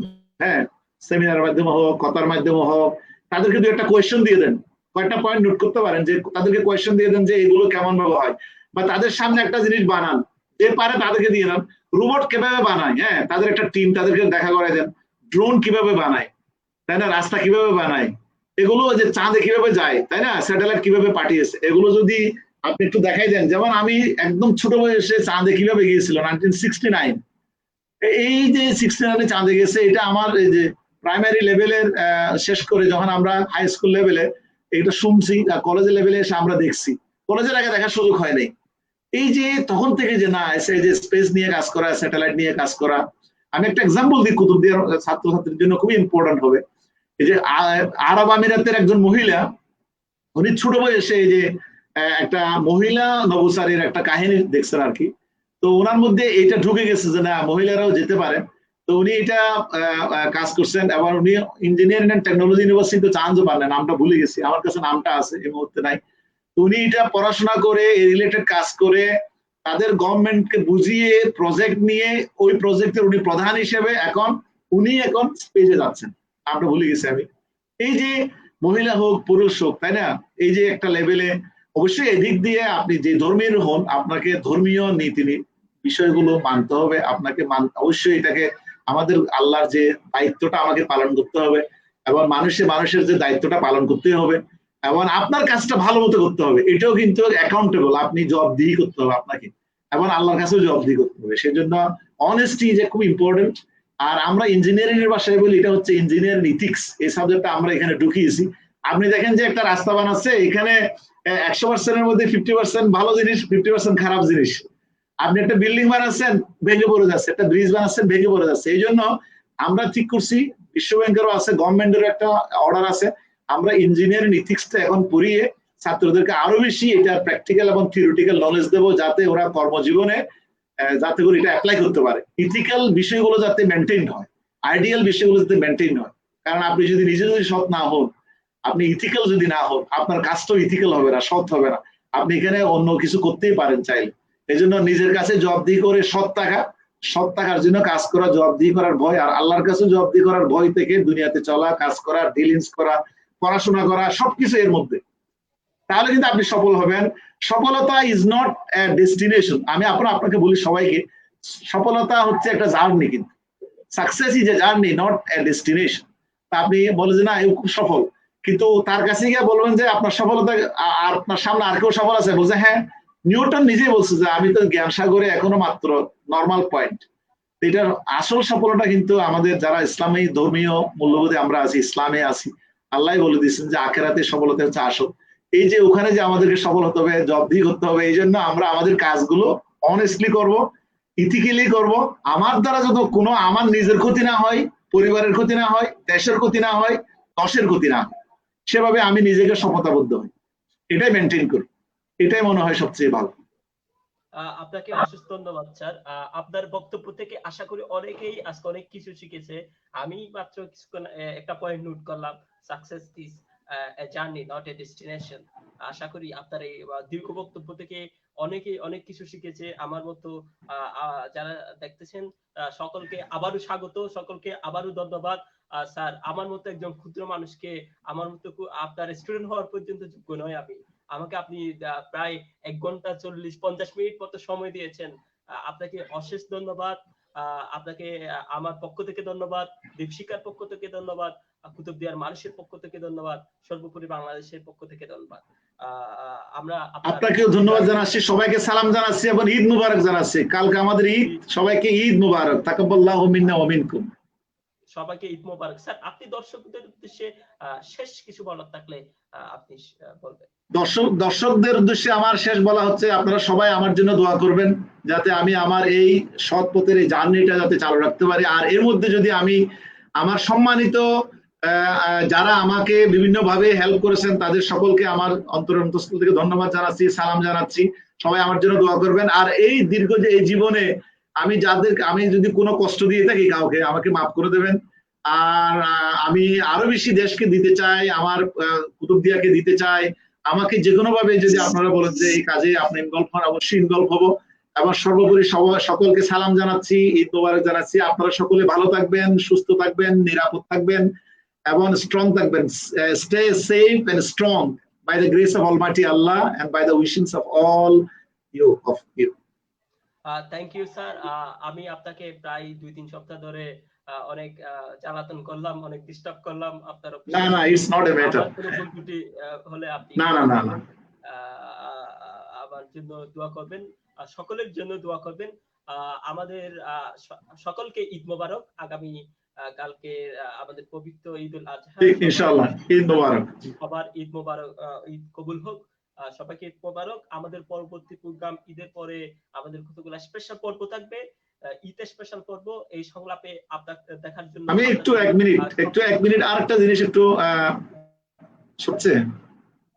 জি স্যার, শুনতে পাচ্ছি। ওটা হচ্ছে আমি আমার একটু থ্যাঙ্কস জানাচ্ছি আমার ওয়াইফ আফরোজা বেগম, আমার ছেলে আহিয়ান রুসহান আবেদিন কাব্য, আমার মেয়ে আরশিন রায়ান আবেদিন প্রজ্ঞা, তাদের সকলকে এই ফাঁকে একটু ধন্যবাদ জানাচ্ছি সবাই হেল্প করার জন্য। Thank you.